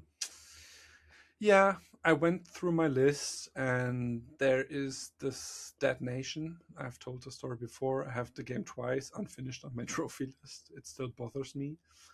And the second one is UFC Personal Trainer. And I think that's because the game, I have one trophy and the platinum isn't even obtainable anymore. Some things, and yeah.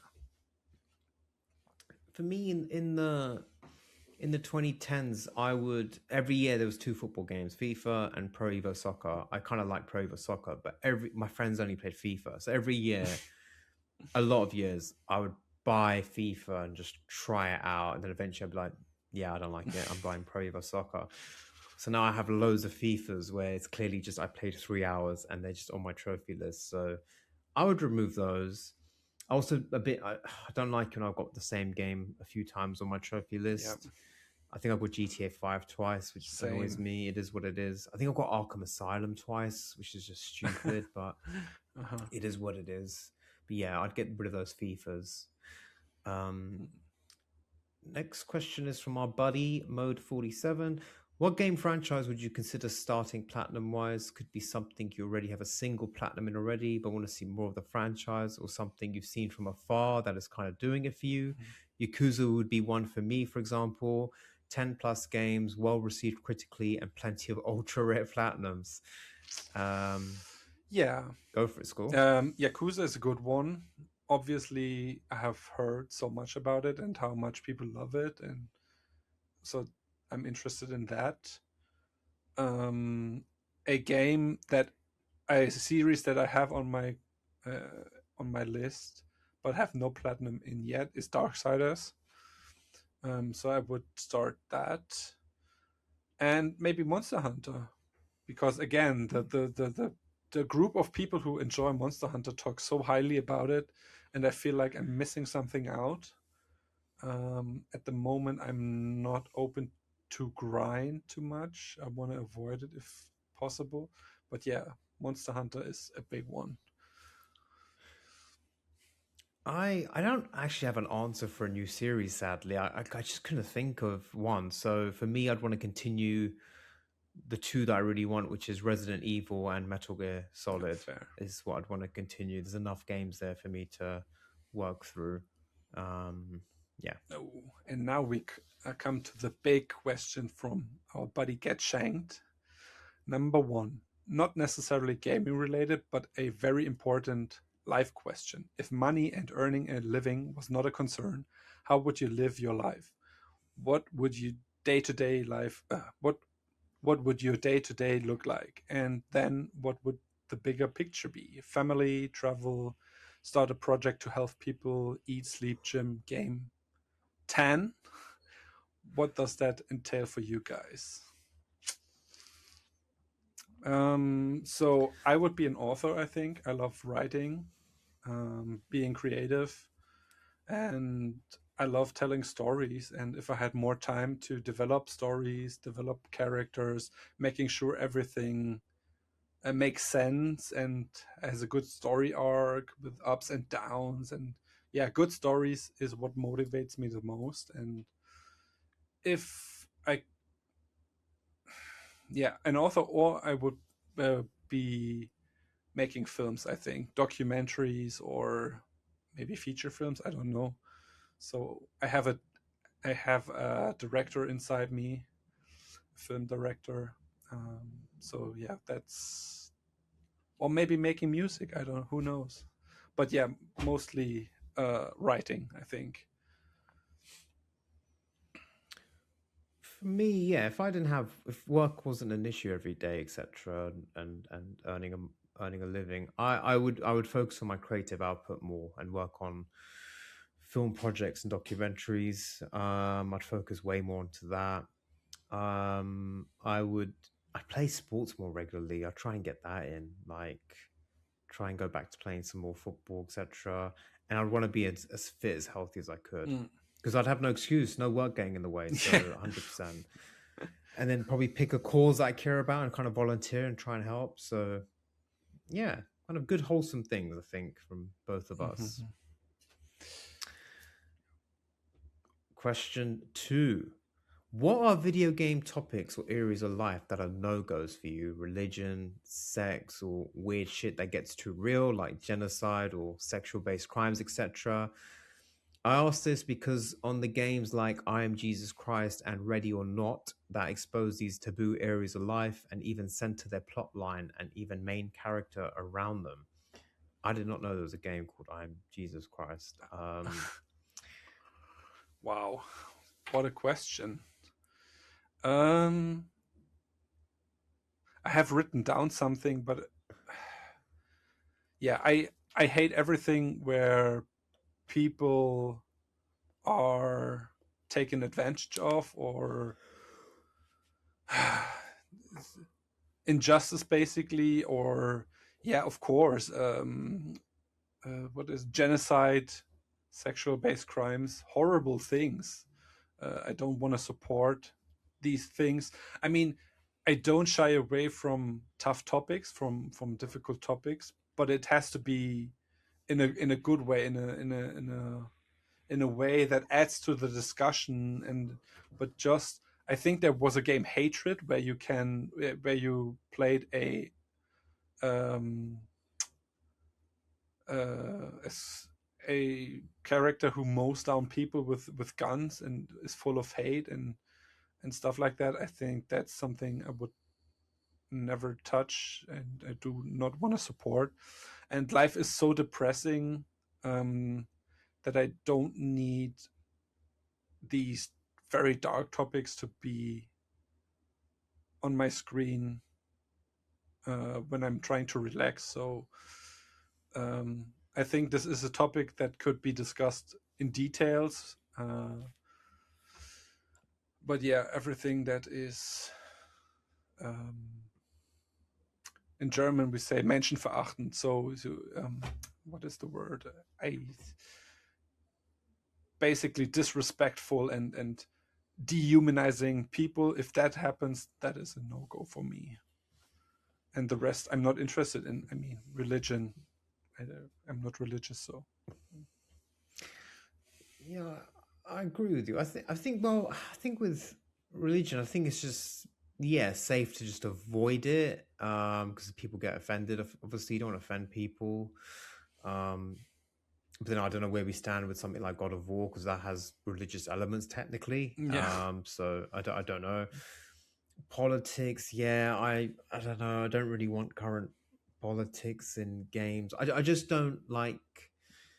I don't want people forcing their worldview on me too Yeah. much, especially when it comes to current topics or politics. I don't want that. Like, I don't need that in a game or even in a film or anything like that. Hmm. So, yeah, but yeah, definitely the things he mentioned, examples I don't want to see in games, like sexual based crimes, or I don't want a game where I'm hunting down pedophiles or something weird. Like, yeah, I don't want that. So, um, question 3: what is the future of gaming to you?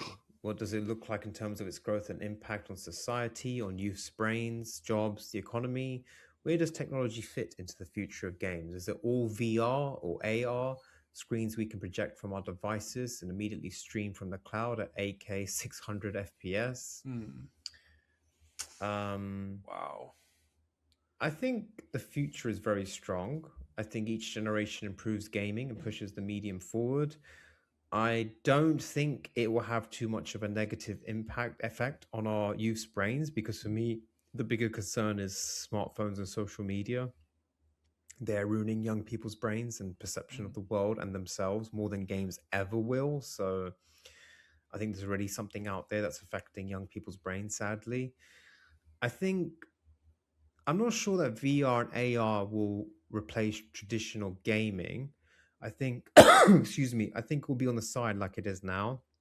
I think it'll be a lot bigger in the next decade, but I don't think the traditional PC gaming or console controller is going anywhere. Um, I do see one day, instead of a PS7 or PS8, I see us literally just getting glasses and a controller, and we stream it from the cloud and in our glass, because you can get these glasses now where Mm. it like makes a big display, and so you won't need a TV or monitor, and you won't need a console if your internet's good enough. That's where I think the future of gaming. But I think Mm. this week has shown the future of gaming is so strong. There's just so many amazing games coming out from big studios, from indies. I just think it's in a healthy place. I know the headlines aren't always good with job losses, but Hmm. it seems in a good place. Yeah, I have to apologize because my brain is fried right now. I'm not as, what's the word, eloquent as I want to be in this type of conversation. I focus my answer on the economy, and I hate when AI tools replace real people. I get that is a tool, but I don't want people to suffer because of technology. And everything is so optimized and yeah, so I'm for the people. I want that technology should support people and not replace it. um, Still I play video games, but my hobby isn't a safe space to escape reality anymore, it feels like sometimes. um, but I don't have children, and so I don't have to care so much about all the shittiness. But if I had kids, that would be a completely different conversation. Cloud streaming will come. It is forced on us. I hope I can try to vote with my wallet. That's what I'm trying. I put my money where I think it it supports a good cause. So yeah, some thoughts I had, but it's definitely, it could be more detailed and everything. But yeah, my brain is a little bit fried right now. So Question 4 from Get Shanked: if gaming was completely taken away from you, how would your life change? What would be better and what would be worse? It's a good question. yeah, video. And again, I try to read it because that's the way I can getting it out to you.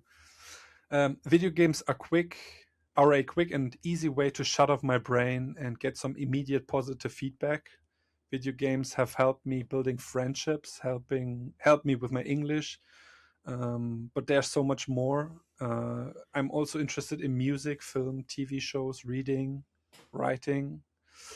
I wouldn't want to miss gaming, but I believe that I could live without it.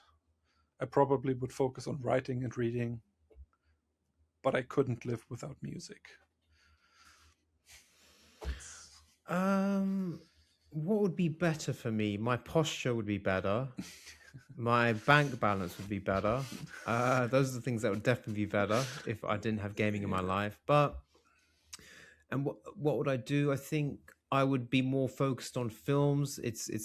Another passion of mine. I work in the film industry, and I've always been quite obsessed about films. But I don't love current cinema the way I used to, and I find of all the things I can do to escape and just relax, I find gaming is the best way of turning my brain off. So I would struggle in that sense, and I think at this point I would probably say I don't know if I could live without gaming, to be honest. I just find it I have a very overactive brain. Even when I'm watching a film, I'm always thinking nonstop.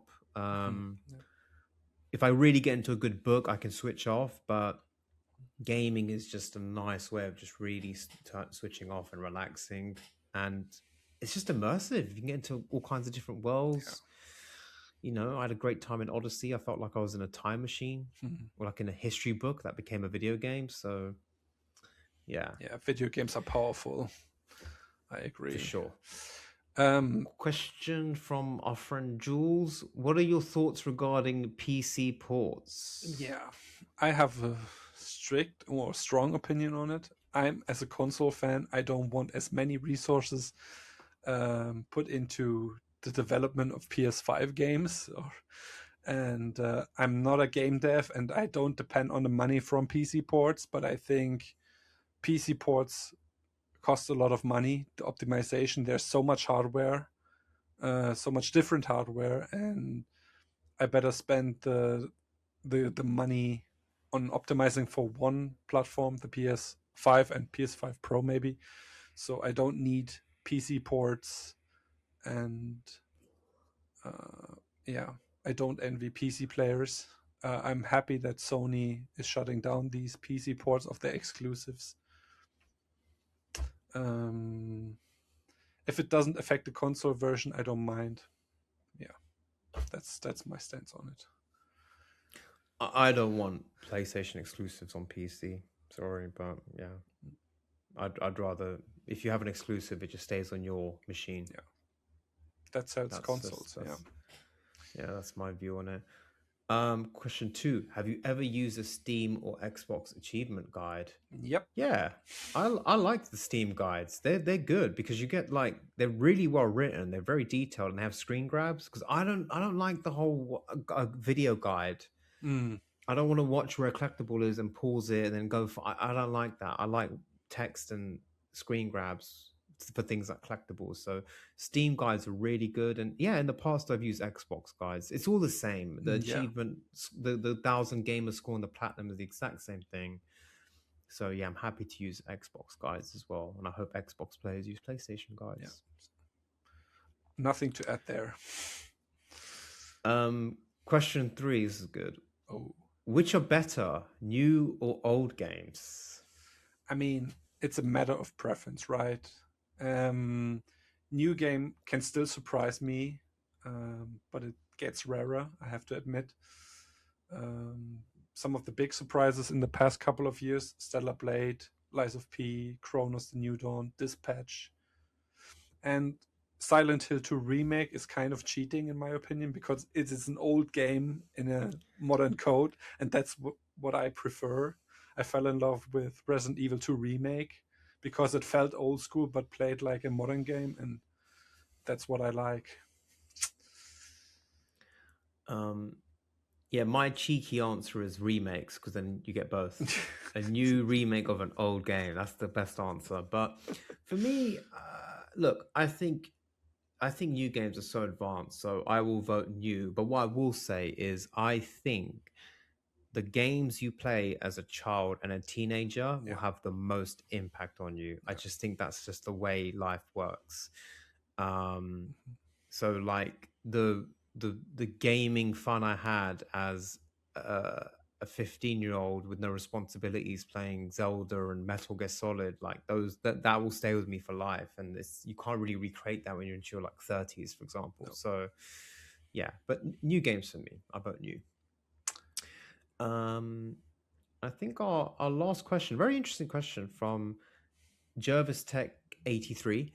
Hey guys, enjoying the show. Long time Xbox player here, and just recently started working on getting platinums. Nice. What do you think about games being able to still be 100% completed on PS but not Xbox? A couple examples would be Rogue Warrior and War Hospital.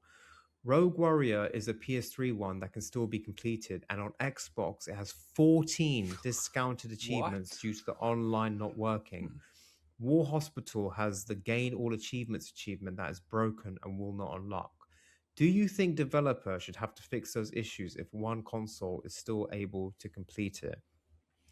I was shocked by this. I think it's completely wrong, and I think customers are being screwed over. How can you have a game, a product that works on the PS3 but doesn't work on the Xbox One, but it's the same game?